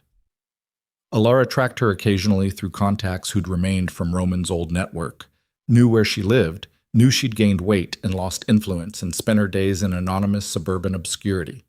That felt like justice enough. Amanda Corso's foundation merged with Harbor House in year 7, combining resources to create something larger than either organization could build alone. Amanda herself married, had a child, wrote a book about survival that became required reading in social work programs across the country. They remained friends, the kind who understood each other's silences. On the 10th anniversary of the night Alara had collapsed at Roman's gates, Harbor House held a memorial service, not for celebration, but for remembrance. Names were read aloud, Every woman confirmed as victim of the hollow network. 11 names, 11 lives, 11 reasons the work continued. Serena Vale's name was read first. The 11th name was Lucia Varelli. Roman's sister, dead 23 years before any of this began. The woman whose absence had set everything in motion. After the service, Alara found a package on her desk. Inside, a cashier's check large enough to fund Harbor House operations for another decade, and a note in handwriting she recognized. Some debts take longer to repay, some never get fully settled. But we keep trying anyway. That's what survival means. Keep building, keep protecting, keep proving that the monsters don't always win. Roman. No return address, no way to respond. But Alara understood that was the point. She deposited the check and returned to work. Outside, Savannah continued its eternal dance between beauty and corruption. Ships moved through harbors. Tourists photographed history while ignoring present suffering. People fell in love and betrayed each other and survived and failed and tried again. And in a renovated mansion near the water, women who'd been told they were disposable learned otherwise. Learned they could rebuild from fragments. Learned that escape was possible even when it seemed impossible. Learned that sometimes survival was victory enough. Alara stood on the porch as evening settled, watching the same sunset she'd watched 10 years earlier with Roman beside her.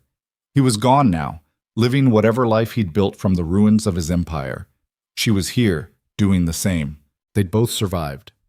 Imperfectly. Incompletely. But undeniably. And somewhere behind prison walls, the men who'd believed they could erase women from existence sat with the knowledge that their victims had outlasted them.